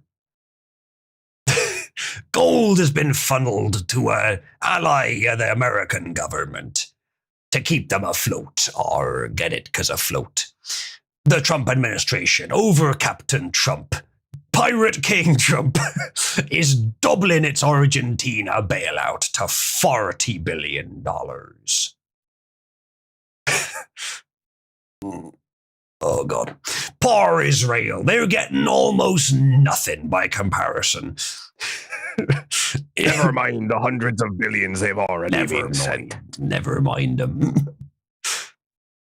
Or this be at least a better use of taxpayer money, methinks. I imagine they'll be asking for equal attention doubloons soon. Shame to see Milei's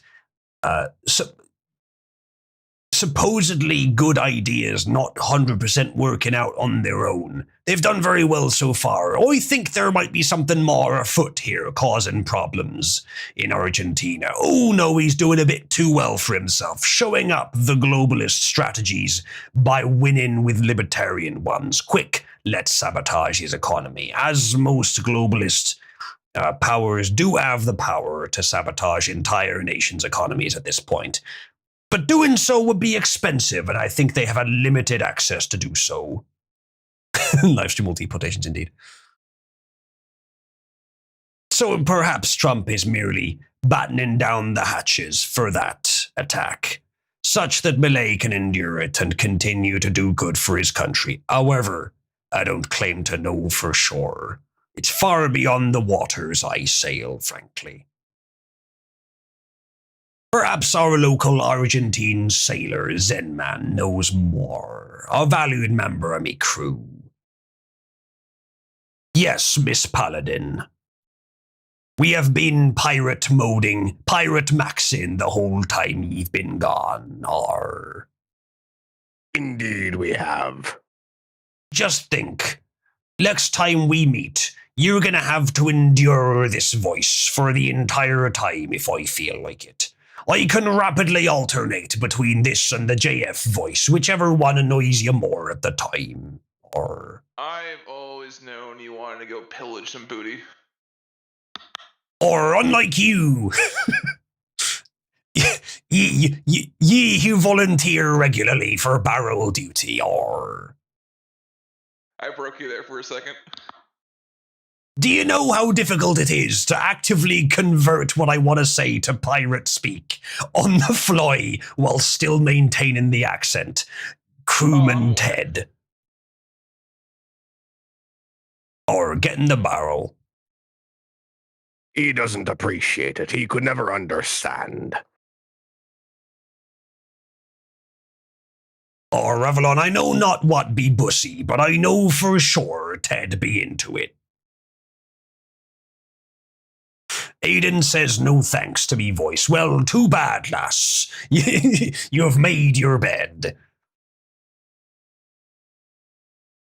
I used to play a card game called Flux quite a bit, and particularly the pirate version.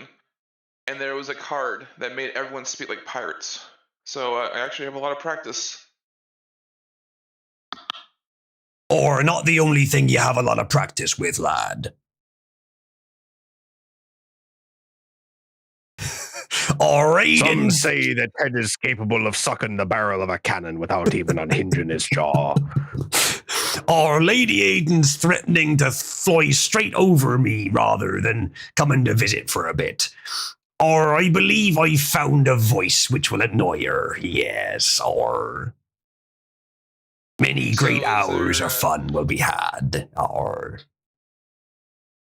I just got here. Is there any news on the No Kings protest at all? Did you guys go over that? Or they're all gay bastards. All disinherited. Or we did cover it a bit, but it's not worth much more than a laugh.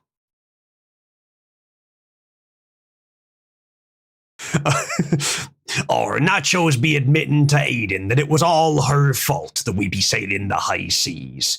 This'll break up the woman alliance for sure.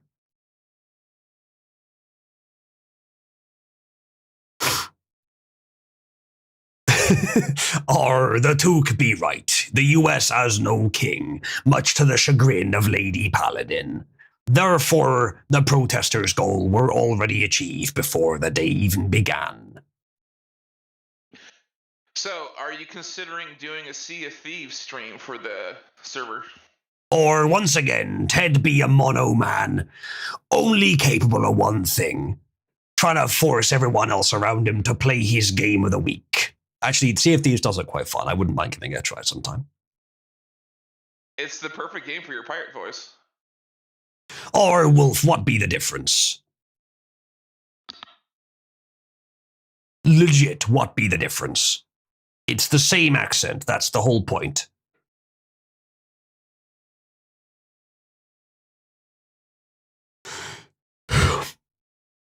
Or, I think I might stop the stream now. That'd be a shame. We've had a fine voyage, but I've run out of interest in news stories. I suppose we'll have to be in the news stories. You'll have to wait until next week, though, chat. Or, chat, who wants me to play Pirates 101? This user says, as a child, you have a romantic vision of the world where the good guys always win in the end.